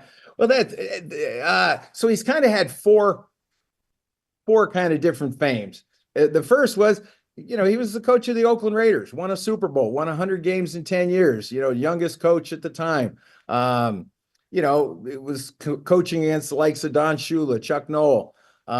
So when he retired from coaching, he thought, I got a resume. I can walk into a room. And then he gets tagged to do a Miller Lite commercial just a couple of years after retiring, or like a year right after. And then, so he thinks that he's toiled as a coach his whole life. And, I'm famous because I'm a great coach. And then, hey, you're the guy that busts through the paper. And he goes, you coached 20 years, 10 in the NFL, and you do one Miller Lite commercial, and that changes how you're known. So that was kind of a wake-up call for him. He loved the notoriety. He loved the Miller Lite relationship. And then there was a period, he used to have an apartment in New York City, and he, and we would talk all the time, and he would tell me, he goes, hey man, he goes, I'm getting like 9-year-old kids that are sticking their heads out of windows and they go, "Hey, Madden, hey, Madden." And he goes, "I think it's because of that video game." And so that one kind of surprised him like the Miller Lite one did. He goes, "Can you believe that there's going to be people that only know me because of this video game?" And then kind of the fourth one, and it circled back to the first one, is when he was inducted into the Hall of Fame. It kind of closed the circle and brought his coaching career and the great career that he had as a coach, brought that back out to the forefront. So he's kind of had four different fames. Mike, you mentioned that it took a long time for your dad and Trip to get the game going, to get it developed. What were some of the obstacles early on? Was it that your dad was a perfectionist? Like, he didn't want his name tarnished by the game, correct? No, he didn't. No. And so I was, so when Tecmo Bowl comes out, I'm a late teenager, early 20s. So I'm playing Tecmo Bowl, and I want to be Bo Jackson. I want to be, Walter Payton and those things. And then Dad says, but when Tecmo Bowl is out, Dad and Trip were working as a computer game, and Dad wanted, it's not football if there's not 22 players. And that was a sticking point, because Trip would tell him, he goes, "The computers just aren't there. We can't get 22 players." Right. He goes, "Well, you call me back when you can, because I'm not going to put my name on 7-on-7. That's not football." And if it was going to be John Madden football, it was going to be football. It was going to be NFL, and it was going to be, and if you're dumb enough to run a toss against Charles Haley, you're going to get Mike, you mentioned Tecmo Bowl. Was there sort of a rivalry with Tecmo Bowl? Did you guys have a plan to sort of unseat them as the go-to football game? No. The plan was, again, Dad really admired Trip and his stick-to-itiveness. And like I said, Trip wanted, you'll see in the documentary, Trip thought it was going to be a computer. We're talking, 1989, 1990, maybe even in the early, mid 80s. And so the video game console, we were just coming off of Pong and Intellivision. Tecmo Bowl was cutting edge. So I don't even think they thought about that, at least the level that Dad was just the football inspiration. So all that stuff is Trip's problem. But Dad's like, here's it's 22, and here's how they got to react, and here's how it needs to behave from a football standpoint. Trip, you go off and figure out the rest. What was Thanksgiving week like in the Madden household? Because Thanksgiving, I feel like his hands were tied, and maybe you didn't see a lot of Dad on Thanksgiving. But what was it like around that time for the Maddens? The greatest. When you grow up in a football household, a couple of things. If Dad's home for Christmas, that's bad, because that means the Raiders aren't in the playoffs. All right. So if it's Christmas Eve and Dad's at work, that's good. Right. Dad's not there on Christmas morning, that's good. So we can, so we'll move. A lot of children had different experiences with that dynamic, I would say. Yes, and now let's just explain, Mike, to the audience. The season was shorter. The playoffs started in December back then. Yeah, exactly. The playoffs started in December. Dad's Super Bowl was January 8th, for crying out loud. Right. Yeah. So the Super Bowl, so everything was shorter back then. So even as a kid, you didn't want Dad. We don't need Dad home at Christmas. We had one or two of those. And the presents, they weren't any bigger or nicer or anything else. Just we had a grumpy Santa Claus in the corner. But so Thanksgiving, kind of the same thing. A Thursday you're playing on a Sunday. He's working. He rolls in at 8, and his first plate of Thanksgiving food was leftovers. And that's just the way it was. And we watched the Detroit Lion game that day, or the Cowboy game, or both. And then as he became a broadcaster, when he was asked to do the Thanksgiving Day game, well, that's the national game. That's great. Dad's doing great. We don't need him, kind of like Christmas. We don't need him around. He's doing great. So we would eat and we would watch. And the first time they did this, the John Madden Thanksgiving, my phone was blowing up. Everybody was saying, this must be hard for you. This must be, whatever. And it really wasn't, because I was with my mom and my wife, and we had a small, but it felt like a normal John Madden. He was on the TV all day, and that was it was actually kind of nice. It was nice to, it was normal for us. The John Madden we grew up watching, we saw on television, not as a coach, but as a broadcaster in some of those commercials. How close was that to the John Madden you experienced as a son? Uh, completely different. Yeah. Completely different. I mean, he a lot of the break through the paper guy, the boom and the whap and the doink guy, the guy putting his hands in the middle of a turducken. I mean, he created this kind of character, but it was all based in a brilliance. I mean, he was a brilliant coach. I mean, he was hired by Al Davis, 32 years old. Like I said, he's the highest regular season winning percentage of any coach, greater even regular season than Vince Lombardi. Lombardi passes him if you roll in the playoffs. So he was a really smart guy. So as a dad, I wasn't, I couldn't fool my dad. I could, I never called, I was maybe 50 before I called him the old man.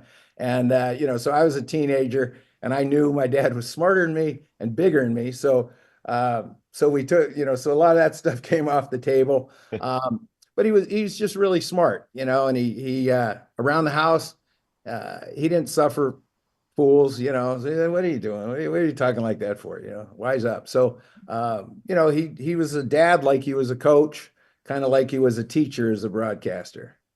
It's in the game, Madden NFL. It premieres November 26th on Amazon Prime. Did you ever play your dad in Madden? No. When it came out on the Sega Genesis, we sat in the same space and we all played it. But no, I don't. I don't know if I've ever been asked that. I don't know. I don't remember ever playing him. I'm not sure that he ever took the controls. Huh. What's it like playing around him? He's like a backseat driver where he's critiquing like your play calling, telling you exactly why plays wouldn't work. Like, he ripped him for the Haley call. Yeah, exactly. That's what I'm wondering. Can't run the toss. Yes, he was very much a backseat driver. And then after that, I got into high school coaching, and he would games. And that was and I'm a grown man at this point, coaching freshmen in high school, and he would.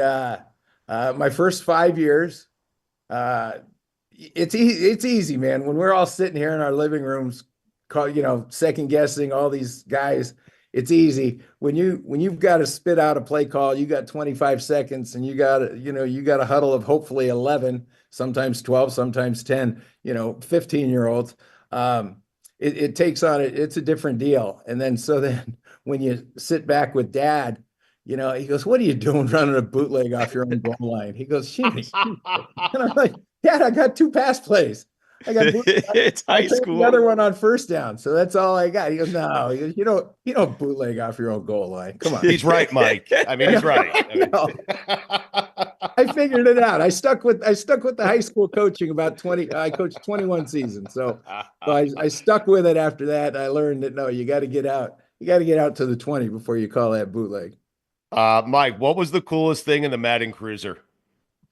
The coolest thing in the Madden Cruiser. Yeah. You had to take some nice trips in that thing, right? Yeah. What were the off seasons like? Do you guys have a Madden Cruiser? Just you could go on a cross country trip or whatever to national parks or something? Well, you had me until you said national parks.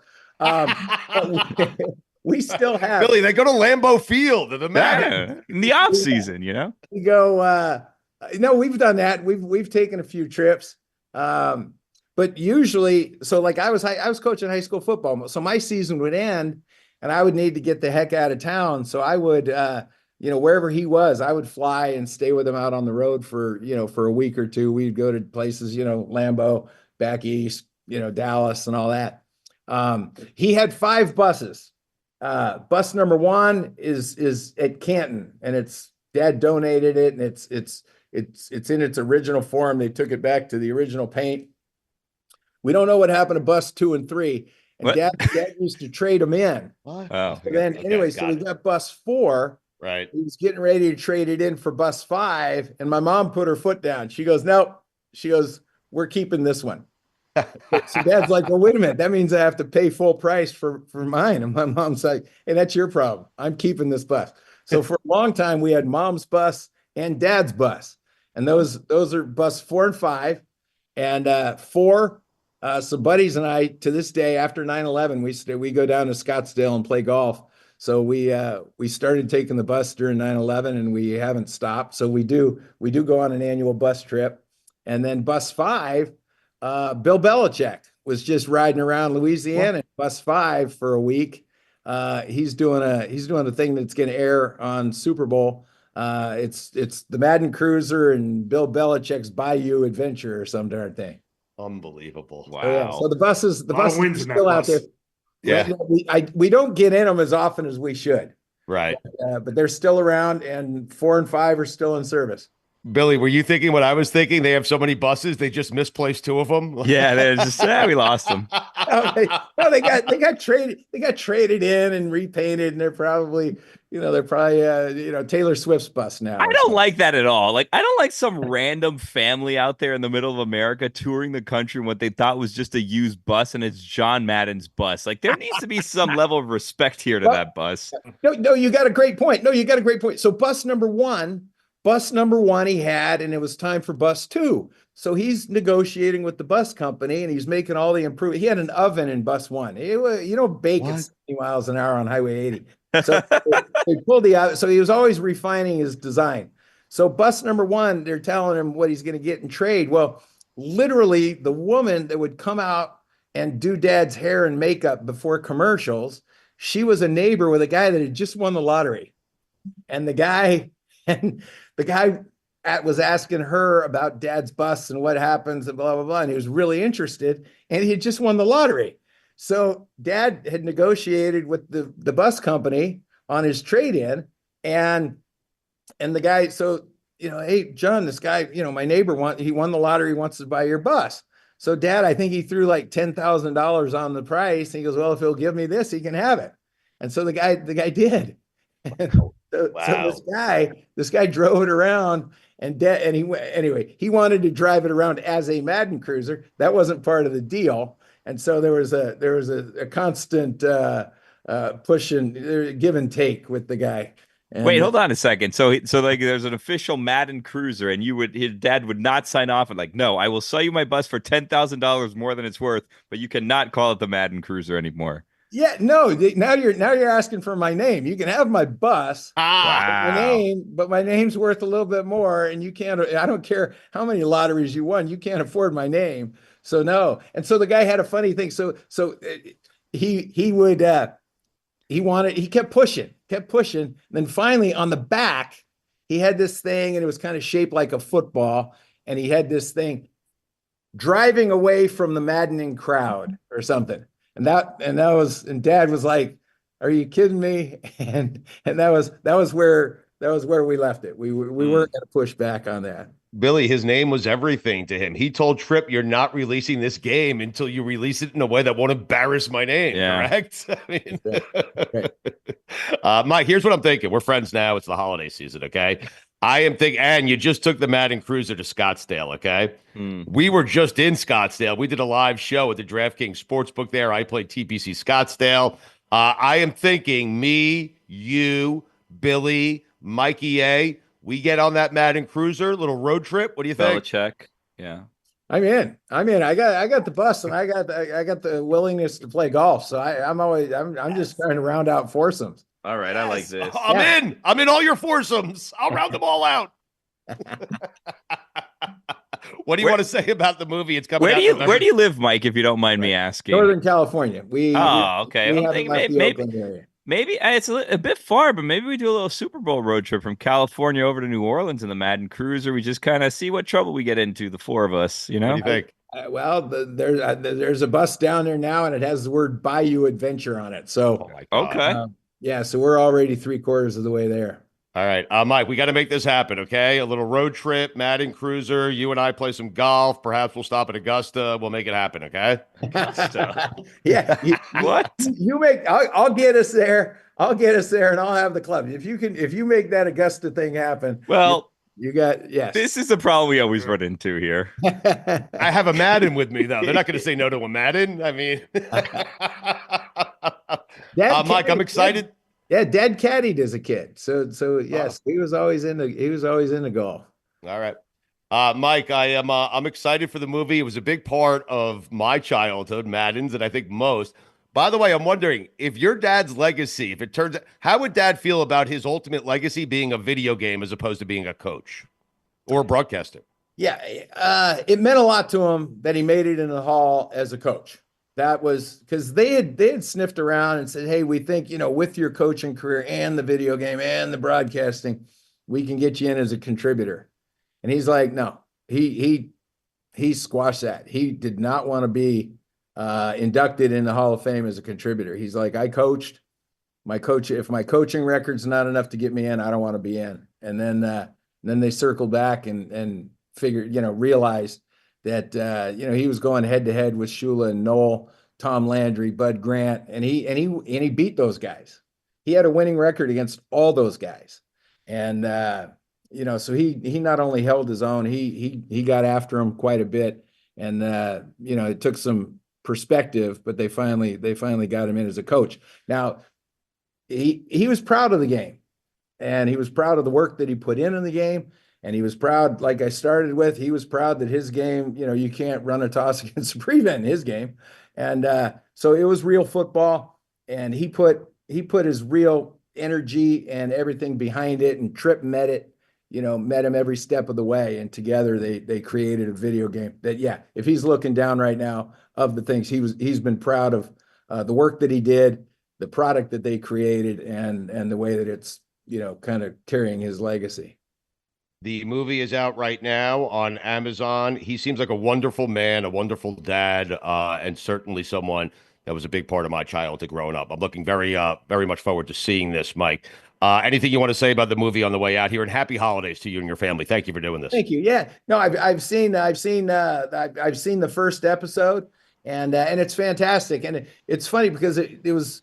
The stuff that they're coming up with wasn't in an era whenever all of us have a phone and a camera. So I was like, there's pictures of me in the room, and I'm like, I don't remember a camera being there, or why would anybody be documenting this? So because nobody had any idea. And so anyway, no, they've done a great job, and you get to meet Trip Hawkins, and you get to meet the guys from EA, and no, it's well done, and it's a great story. It's a story worth telling, and the people at Amazon have told the story very well. It's a good product.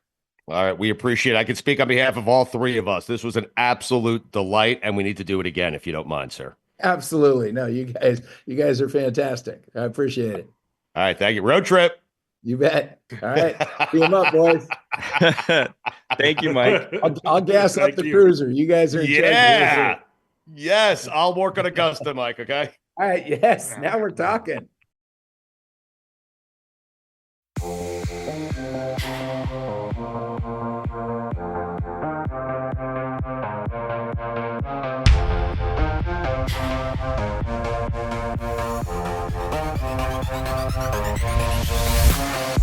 How about that for a surprise guest today? One of the OGs back in the building.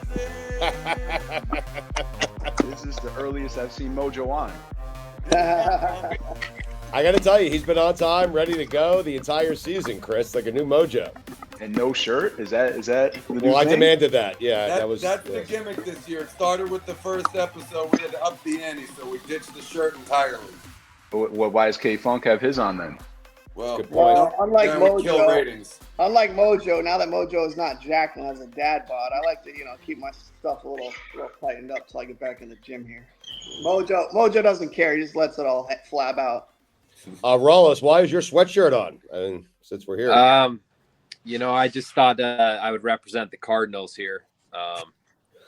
Like I said, it's a chilly 60 degrees here in Arizona. That's freezing. Yeah. I wish I could go no shirt though. If that's, what's best for ratings? That's really the question. The best for ratings would be K-Funk without a shirt on. That would be, yes, that's what everyone wants to see. They would cancel the show. I don't know if you guys know the standings of what happened last week as we wait for Carl Douglas here, but Chris, K-Funk has had a very devastating season so far. He's the worst of all the pickers. Yeah, life altering. Yes, it's why he has a shirt on and why Mojo doesn't. Because even last week, we ran into a situation where K-Funk was trying to copy every one of Mojo's picks again to try to have a winning record for a week, and they picked every single game exactly the same except for one. And of course, what happened was Mojo won that game and K-Funk lost it. First of all, Billy. Yes. Mojo went after me every pick, so I don't know what you're talking about. Mojo copied my picks, and yes, he did the one. I went 3-2. Mojo went 4-1. And Yeah. guess what? Guess which one lost? There's a guy in the right-hand corner who probably tell you that one. Which one lost? You lost the Rams game. Oh yeah, Arizona too. I lost Arizona. Yeah. I'm not blaming Rawls. I'm blaming the offense for that one. Last week we had a strategy of being unbelievably nice to K-Funk to try to bring his morale and his spirits up, and it worked. I mean, he actually had a winning week for the first time all season. Which I've had a winning week the last 3 weeks, Mojo. Right, which has brought your record to 24, 37, and 2. I mean, two of those losses are. Two of those losses need to be scrapped. We went over that. You weren't here, Stugotz, last week. Right. We went over that with Carl. Carl agreed. Where is Carl, by the way? My lawyer. He'll come at some point, maybe. I have a hard time believing Carl agreed to take 2 losses away from you. Because I explained to him how they got there. They were in our group chat, had nothing to do with the show. Okay. And he agreed because I had two winners on. I had two winners on the group chat, and Billy didn't count those. No, Chris, did you guys say 24 and 37? Well, now it's 24 and 35 because I have to take 2 losses away. No. The losses that needed to be removed were removed. Yeah, Carl seemed like he still wanted to hear more information because once he heard that it was called the K-Funk Lock of the Week. Thank you, Wallace. Right. Its own hashtag thank you K-Funk. That that threw it for a little bit of a coming with hard facts, Mike Wallace. I mean that threw it a bit. What's Mojo at? Mojo has had an incredible season. Oh, Chris, it's unbelievable. 36, 23, and 2. Wow. Tell them what I've been over the past 6 weeks, because I'm pretty sure over the past 6 weeks I've lost like a total of 5 games or something. Chris, I will say this real quick. Hey. Mojo's 15 wins or 14 wins in a row were because he wasn't on the show and he went opposite me, and I had a terrible 3 weeks, so he technically didn't pick the picks. I picked picks. Hey, it doesn't matter how you get to the picks, man. Just get to the winners. That's all. Mojo can't pick his own picks. Mojo can't pick his own picks. Well, you copied his picks last week, and you still lost to him somehow. Billy, I went after him. Billy, I went first last week. I don't remember it that way. I do. So, Chris, what happened was Mojo was having K-Funk was having a terrible year, and then he would text us in an attempt to cheat and get a better record.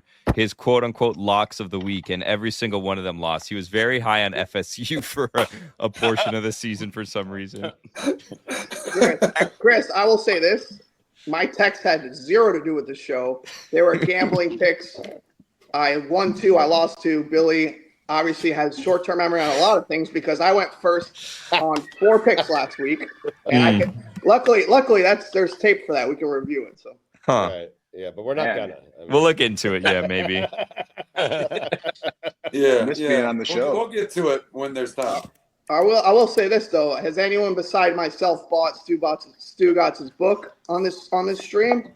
Oh, Stugotz got a book. Let's get the promo out. Stugotz mailed a copy of them to everyone. I actually used my money and purchased one. Well, except you then, I guess. Everyone else was getting free books, but you, Kate. Yep. Mojo, yours is in the mail. Gordy, I sent one to him. Rawlins, I didn't have your address. Share Bear, you're always somewhere different, so I have no idea what to mail you anything. Hey, you sent me a cell phone last year, so I'll take a book. That is true. Phones. Yeah, that's funny. Yeah. By the way, Share Bear, 27, 32, and 2 on the year, just so we're getting all the records out. Hey, speaking of K-Funk, I was the only one ballsy enough to go with exactly what K-Funk picked that week, and I think I went 0-4. What week? Last week? I went 3. No, like 2 weeks ago, he copied you on everything. Except for one game. On the show 2 weeks Horrible strategy. Yeah, 3 weeks ago. So what do we do here? So when you have your baby, do we just lock the standings for the season? Is that what we're going to have to do here? And then we'll do it for fun, but you're probably going to be out of commission for a little bit, I would think. Out of commission? What are you talking about? What, he can't do a 30-minute show? I've had 3 kids, bro. What are you talking about? You can't do a Zoom call with a kid? What are you talking about? That's up to each individual. Let's hear Mojo out, okay? Chris has 69 kids, and he makes it on the show. I'm willing to do whatever upsets Funk the most. Whatever that strategy is. So if that's continuing to embarrass and humiliate him week after week, then I will make my picks every week and not miss a single week. Okay. I like it. Billy, because right now I'm in first place. Funk is in last place. Well, the underdog's in first place, 5-1, just so we're clear. Oh, yeah. We got a couple people that showed up for one day and they just had a lucky good week and then never came back. Of the regulars, you are in first place by a good distance, Mojo. Well, isn't Carl right there? Chris more jacked than you, Thanks to me, Mojo. Goodness. Carl should be right there too. Right? Carl Douglas is 30. Carl is 32-23-1, so I guess technically he's right there.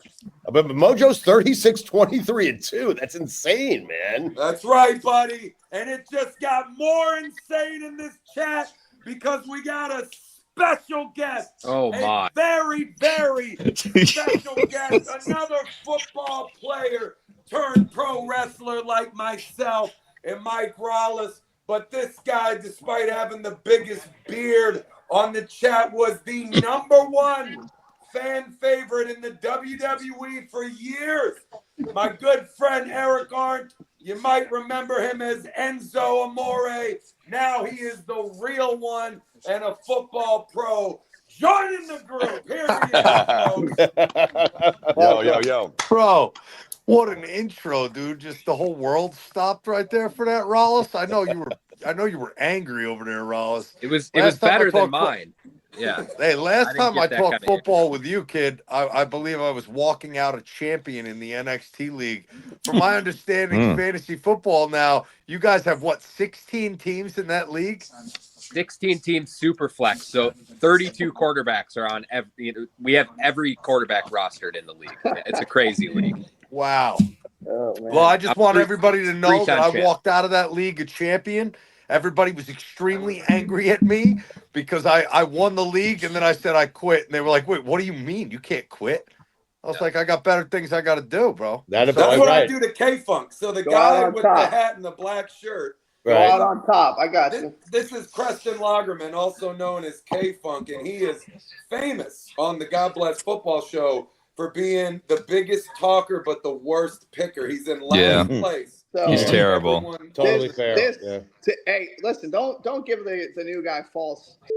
Okay. First of all, I won. What did he say? What did he say that was false? I won the last 2 seasons. I had the best record. And yes, this year I don't think that's true. What have you done for me lately, K-Funk? I mean, who cares about the last 2 seasons? This year, nothing. I agree. Right. Okay. And Enzo, I like the strategy. The point is, you conquered that hill, you won, and you said, "I'm fucking out of here." I like that. That's it. Yup, exactly, dude. Hey, Gronk, good to see you, pal. It's been a long time, man. It's been a long time. Are these looking bigger than I think you were probably dressed up as a pirate walking through Tampa the last time I saw you. You're right. I remember that. So I need more details, please. Oh, man. Let's just say nobody knew who they were, man, and they were happy about that. Wild one, man. Enzo, we need a good Mojo story now that you're on here because Rollis bashed them. We need a good Mojo story here. One time Mojo in the club blew it all out. What? Once? Mojo is a notorious in the club story that nobody needs to know about. Well, hold on a second. Just everyone hold on a second. Everyone saw his shoes and his Zubas at the bottom of the in a toilet. You could just tell it was him. And the whole place, there was a war going on down there. There was a whole... Bro, people walked in that bathroom, came running out. You would have thought somebody died in there. Something terrible happened. People ran out pinching their nose. Mojo came out dancing. He's in the Royal Rumble, and he's in there to... Nobody is going to outlast Mojo in this situation. Everybody ran out. They eliminated themselves, jumped over the top rope, got out of there. The whole club knew Mojo And I think he was still a single man. He still did well that night. I don't know how. Now my moves are more fluid. I'm not being held down. I'm good to go now. You got it out, Mojo. You gotta go, bro. Let it out. Oh my God, that's Thank you for that. Thank you for that story, by the way. Yes, thank you very much. Mojo, notorious club.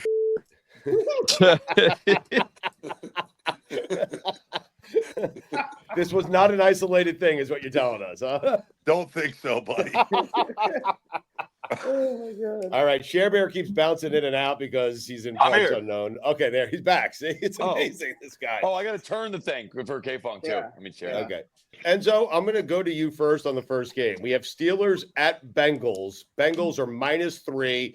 They're at home. They need the game. The Steelers need the game. Steelers coming off a loss. Bengals -3 at home. Enzo, who you taking? I got Cincinnati covering that. I think it's going to be a really tight game. It might be 3 points, but Cincinnati, I think, covers and or wins the game. Okay. Rollis? I got to stick with my enemy Russell Wilson. He's been good to me, so I'll go Steelers. Okay. Chris Gronkowski, it is very nice to have you back. Who are you taking here, sir? I mean, there's no way I can go after Funk. Yeah. No, that's my strategy. All right. You know what? Yeah. You're in mid-season form. I like that. I mean, Mojo Jr. Yeah. Okay. Typically, Mojo will go, and then Funk will steal his pick, and then you can go after that, Chris. all right. So, Perfect. Share Bear, you want to make I your pick appreciate now? that. Yeah, I'm gonna go with Cincinnati. I'll go with Okay. Cincinnati. All right, K-Funk, here we go. Steelers at Bengals. Bengals -3 at home. Who you taking? Taking Burrow at home. Give me the Bengals for the win now. Mojo smiling.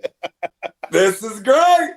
I'm maintaining my strategy, but the thing is, I don't have to pick opposite Funk because I'm already going to pick these teams. That's why they call me the spread master in first place, and Funk is somewhere underneath the floor, somewhere in the basement. Mojo, the spread master.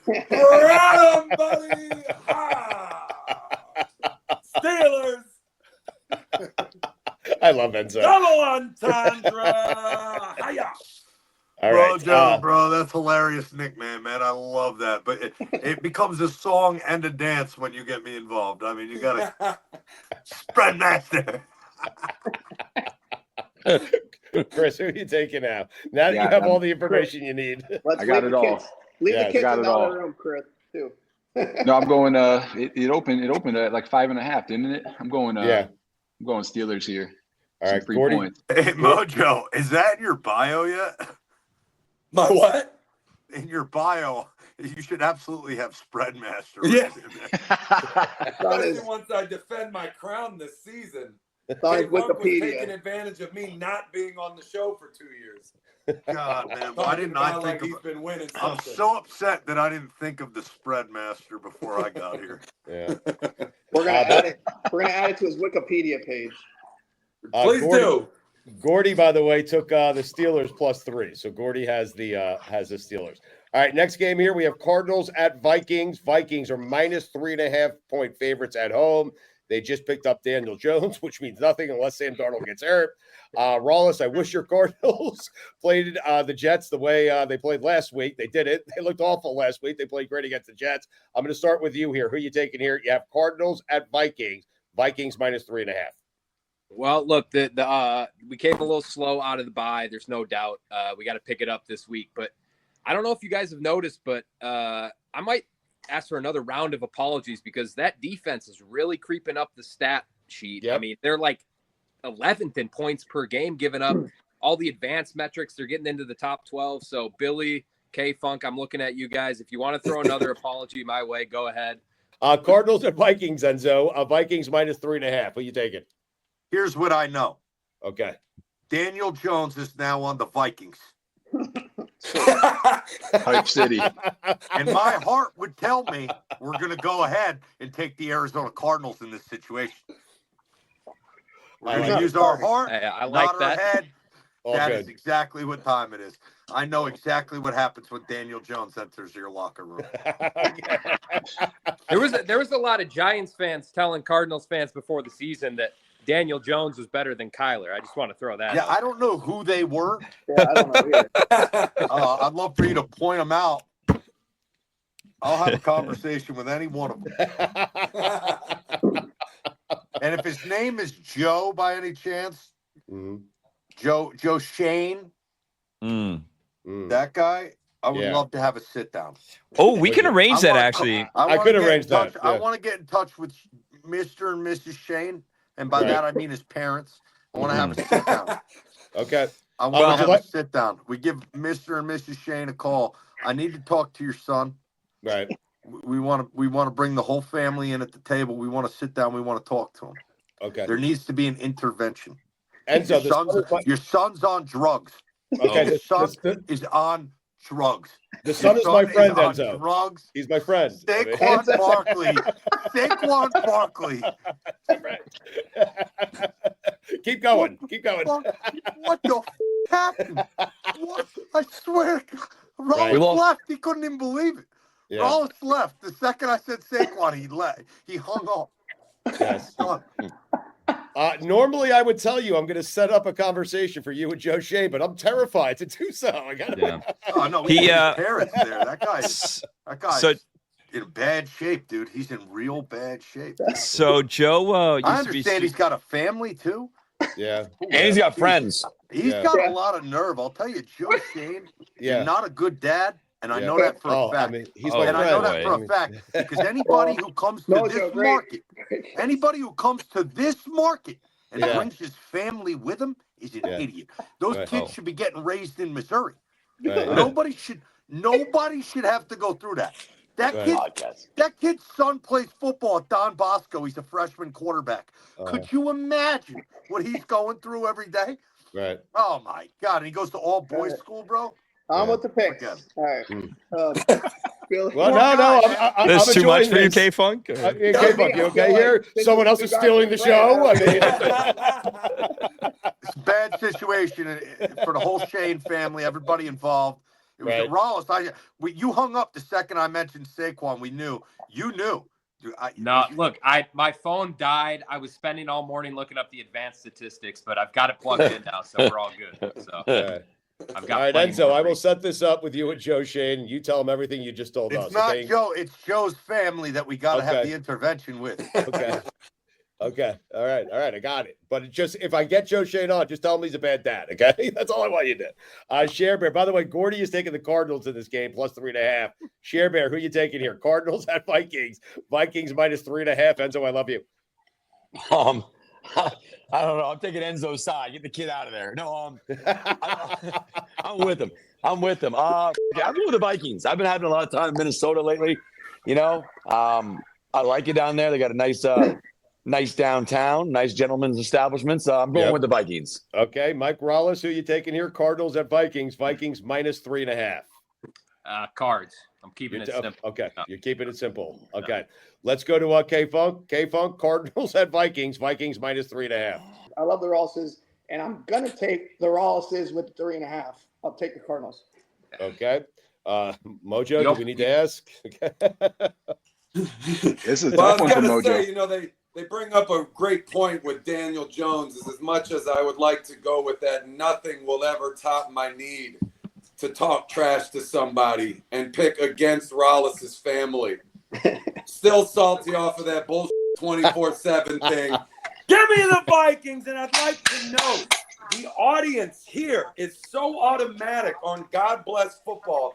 Check this out. My Wikipedia page. It already says Mojo Rawley has also become known in football betting circles as the spread master for his ability to pick football games against the spread, simultaneously dominating K-Funk on a weekly basis year over year. It says that. Hey. I didn't write it. I swear. And I wonder who wrote that. Oh, I wonder who. I didn't even know how you can change that goes thing. to a dead page. It says it's not. You think it was Enzo? Yeah, who do you think it was? I mean, name names. You know for a fact. You guys know for a fact. If I knew how to change anything about that stuff, I would. No, Enzo, we know that. We get that. We under K-Funk. Who do you think it was? K-Funk, just name names. Who? I just told you. Carl, is that what he's up to today? I said if Mikey A showed up for work today, I would have said it was Mikey A, but obviously it was Philly because he's the only one that knows how to do Well, Mikey A might be working in the background. Right. Yeah, you never know. Shadows. Hey, Mojo's. Hey Enzo, Mojo's balls are here, and Billy and Mikey just kind of like swing for them like this. Oh, Wow. Try getting in first place for once and see what kind of treatment you get. You're down here, so you get down here kind of treatment. Where's the coconut water you promised all of us, Kate? What kind of shoes? What do the bottoms of Mojo's shoes look like, buddy? K-Funk's face. Chris Gronkowski, who are you taking here? Face to face in first place, pal. I didn't know if we were still doing picks today. Yeah, no, we're still doing picks.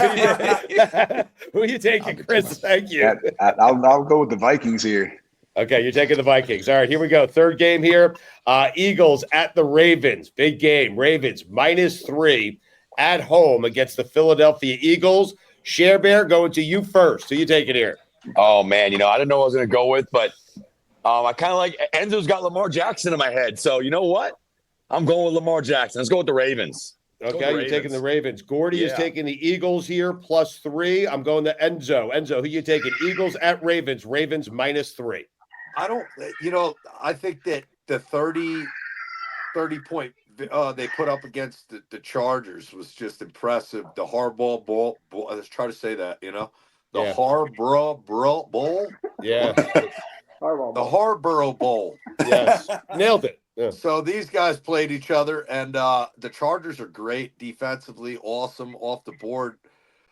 Running the ball is the forte of both teams, right? They moved a D tackle, Scott Matlock. If you look him up, he's a big fat redheaded kid. He was a D tackle, played at Boise State. They moved him to fullback to play the same position Pat Ricard plays for the Baltimore Ravens.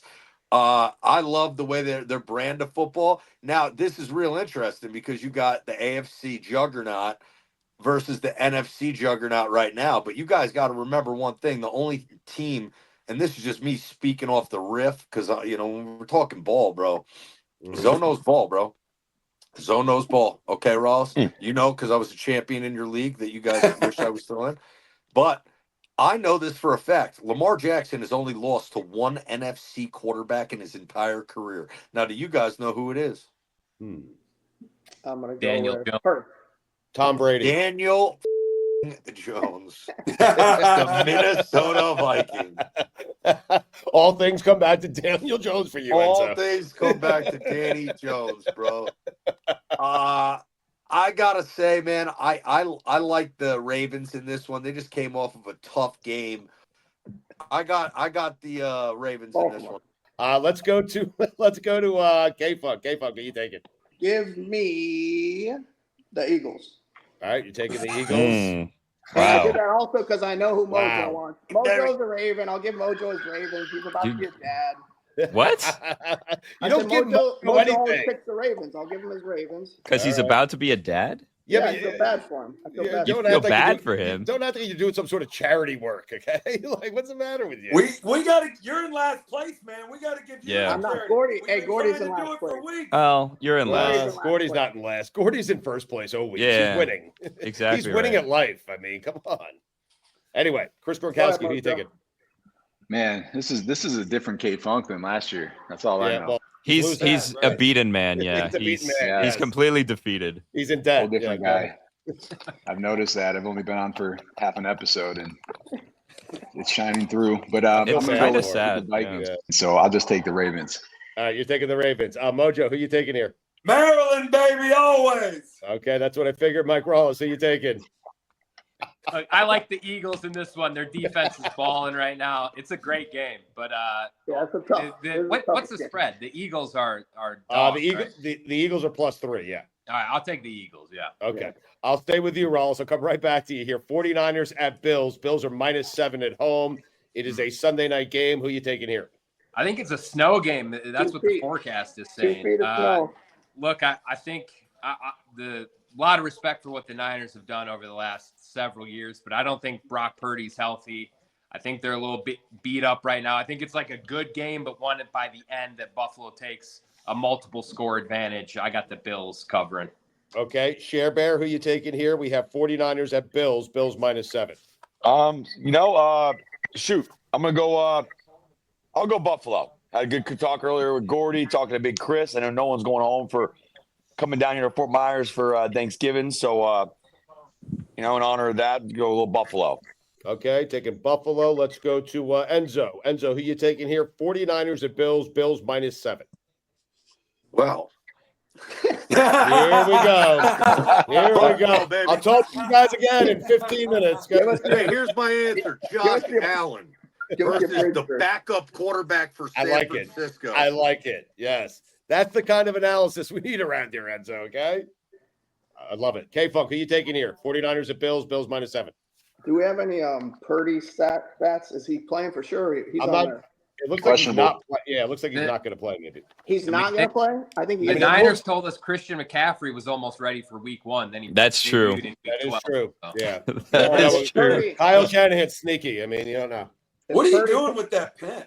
If Purdy plays, I'm taking what are you doing with that? You can't do it. That's like the Matt Patricia pencil. Are you taking notes? What is this? I can't do if Purdy plays. What are you talking about? You can't say the only thing that controls that team. K-Funk, that's not how gambling works. You can't call your bookie and say if Purdy plays, I'm going to take that's why I don't bet until 12:50 on a Sunday. I don't bet on fucking Wednesday, dude. Right. Okay. So who's the pick? If Purdy plays, he's having a breakdown.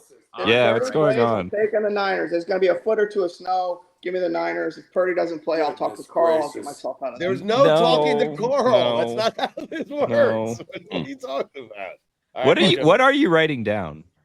I keep notes on these shows. What are the notes that you keep? No, Billy. If indeed he does keep notes, I would like him to go through the notes at the end of the season. I mean, is it a notebook? Yeah, like every week. I will carve out 19 hours for this. I mean, how much doodling is done on that page? Billy, this is recorded. How many penises have you doodled with that pen? Billy, you're laughing, Billy.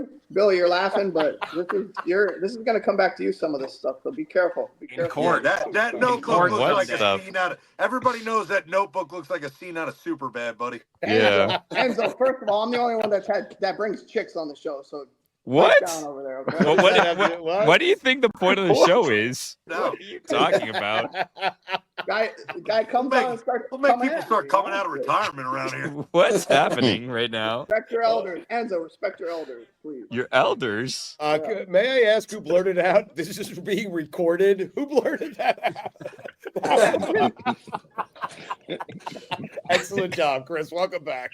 Oh man. What was that threat of this is going to come back to haunt you? Yeah. What are you intending to do with this notebook of yours? Billy, Are you trying to say that he edits clips out? In court everything with K-Funk, and he's gonna abracadabra present K-Funk's notepad and be like, let me go to whatever you call it, example number 3 of where Exhibit C. Yeah. Exhibit, there you go. Exhibit. Stugotz, you did miss last week where Carl told us that he says abracadabra before he does something in court, and that would be the name of his book if he wrote one. That's so good. Mr. Nice Guy. Mr. Nice Guy. Oh my God. K-Funk, I forgot. Who'd you take? K-Funk. I take the Niners if Purdy's playing. If Purdy's playing. No, there's no if Purdy's playing. Give me the Niners. All right, Mojo. If Purdy's playing. Mojo. He makes it so ridiculously easy for all of us. Yes. I'm obviously going to take the Bills. I had a whole thing, but don't need to say it now. Okay, what if Purdy plays? I mean,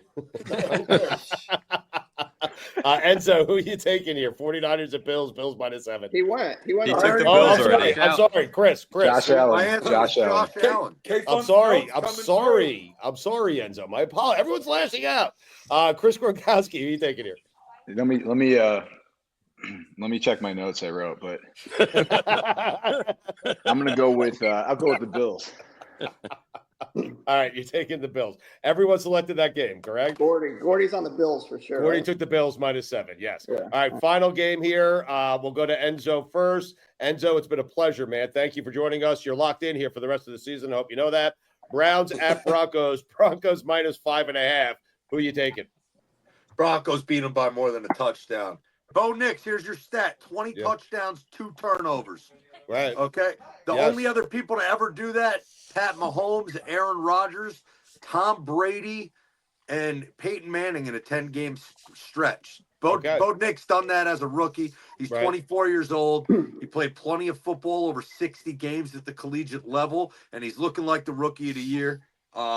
I believe in him, and I love Jameis Winston as much as anyone in the world. I mean, his pregame last week was, I mean, can we ask for anything more? He's got a job, whatever team he'll replace Tom Brady, thank God. When that happens, it's going to be when we watch Jameis Winston retires. If you put a poll out for the people, if this was wrestling and we really went with the most over guy, who do the people want? Man of the people. Yep.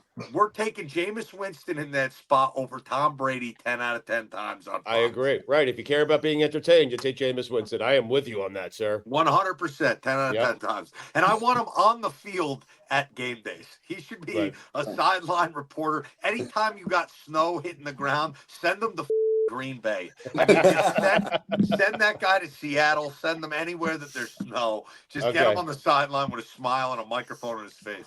All right. I appreciate your full breakdowns are welcome here. Okay. I don't want you to think that they're not. Gordy is taking the Broncos here, -5.5. I'm only giving you short breakdowns because I got shit I got to do, bro. It's like Dusty Rhodes promo class, dude. Don't ask questions, Rolla. Shut the up. I appreciate you giving language. My bad. I appreciate the short breakdowns. I mean, never a question guy.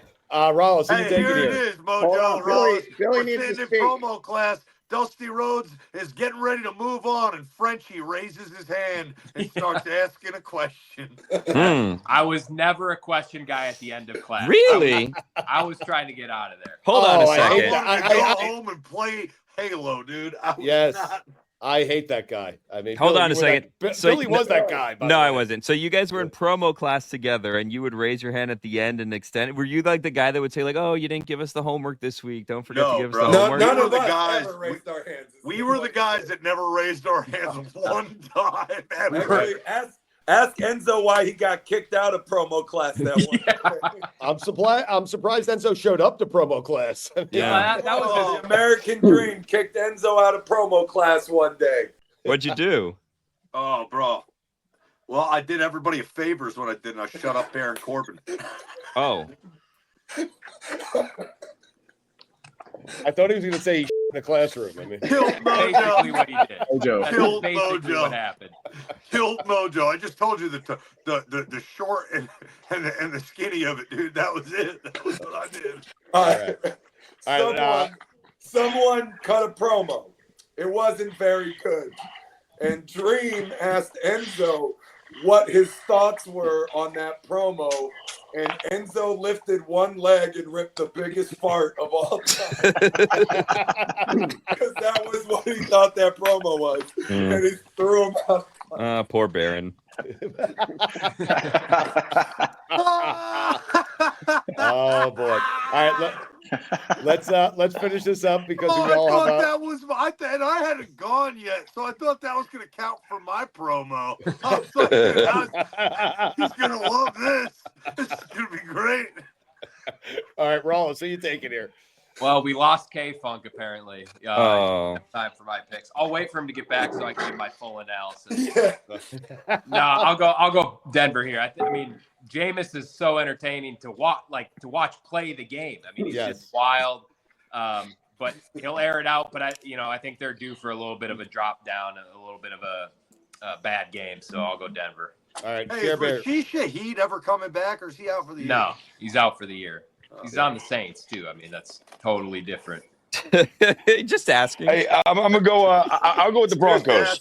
I'll go with the Broncos because of Jameis. Share Bear took the Broncos. Okay, Jameis would air it out to Shaheed. Right. I mean, Rollins, what a great response by you. But Enzo was preparing for another segment he has to do.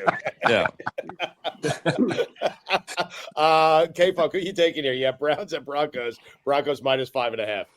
Yeah, I'm with Enzo on this one. I've been watching Bo Nix betting on him since college. He's 70% plus completion. I mean, this guy's a stud. Give me Denver. Give me 7+ there. I got it. Yep, he's good, but he's not good enough to cover the 5.5, right, Mojo? Man, I hate to do it, but I'm taking Denver too, man. All right. Wow. I like it. I like it. I like it. This one, I got to draw the line. I'm not taking Cleveland. Okay. All right. That's fair. Chris, who are you taking? Man, I'm taking the points. Yeah. Wow. Going with Jameis. Look at you. Now keep in mind, J.K. Dobbins is probably out this week. Wow. You know, Ooh. different game, different team, but I just wanted to throw that out. Ross, that got should a be knee your sprain. breakdown. You should name all these other players from another game and other teams, and then give us the pick for the game. That would be funny. Yeah, Billy. Before we go, I have all of Carl's picks. Carl texted in his picks while we were doing this. So Carl has the Bengals, the Vikings, the Ravens, the Bills, and the Browns. So on the record, we have Carl's picks as well. I'm pretty opposite Carl this week. It'll be interesting. Yeah.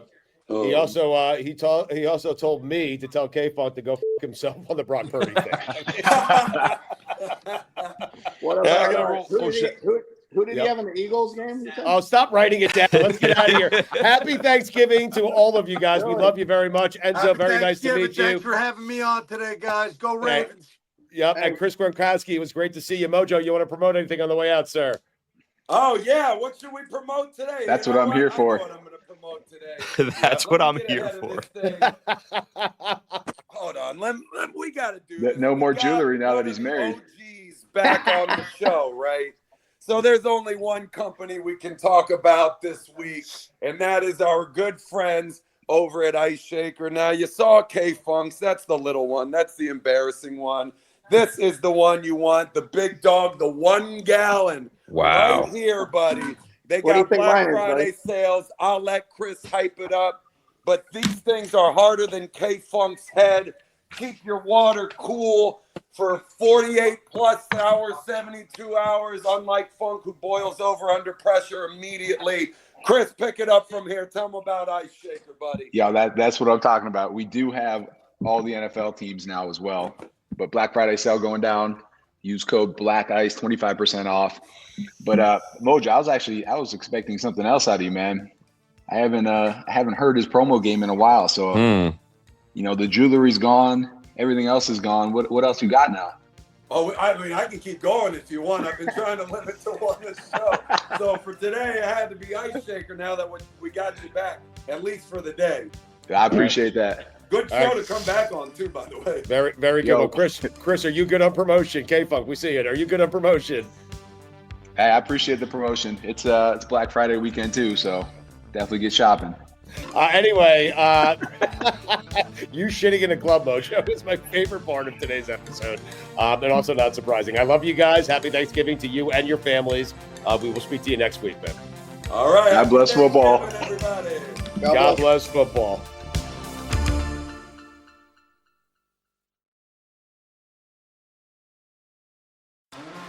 Stugotz here. I want to thank the folks over at Smirnoff for being a loyal sponsor to both God Bless Football and the Dan Le Batard Show with Stugotz. Smirnoff knows there is no I in football. Football is a we thing, an experience that is best enjoyed together. With good drinks and good folks, Smirnoff is the world's #1 vodka and is an official vodka partner of the NFL. And this year, there are more opportunities to watch football and make delicious Smirnoff cocktails than ever before over the holiday season. From Thanksgiving to Black Friday and Christmas, Smirnoff and the NFL are with you every step of the way. So this holiday season, when you are enjoying the game and your cocktails, please make sure to drink responsibly. Take a minute, make a plan, never drive impaired. Smirnoff, we do game days. Please drink responsibly. Smirnoff number 21 vodka, distilled from grain, 40% alcohol by volume. The Smirnoff Company, New York, New York. Please do not share with anyone under legal drinking age. How do you feel when you switch to Geico and save on your car insurance? It's like going to work on one Thursday morning and thinking to yourself, just one more day until Friday. But then somebody in the elevator says, Happy Friday! Then you check your phone quickly and discover today is actually Friday. So yes, Happy Friday, random stranger in the elevator. Happy Friday indeed. Yep, switching and saving with Geico feels just like that. Get more with Geico.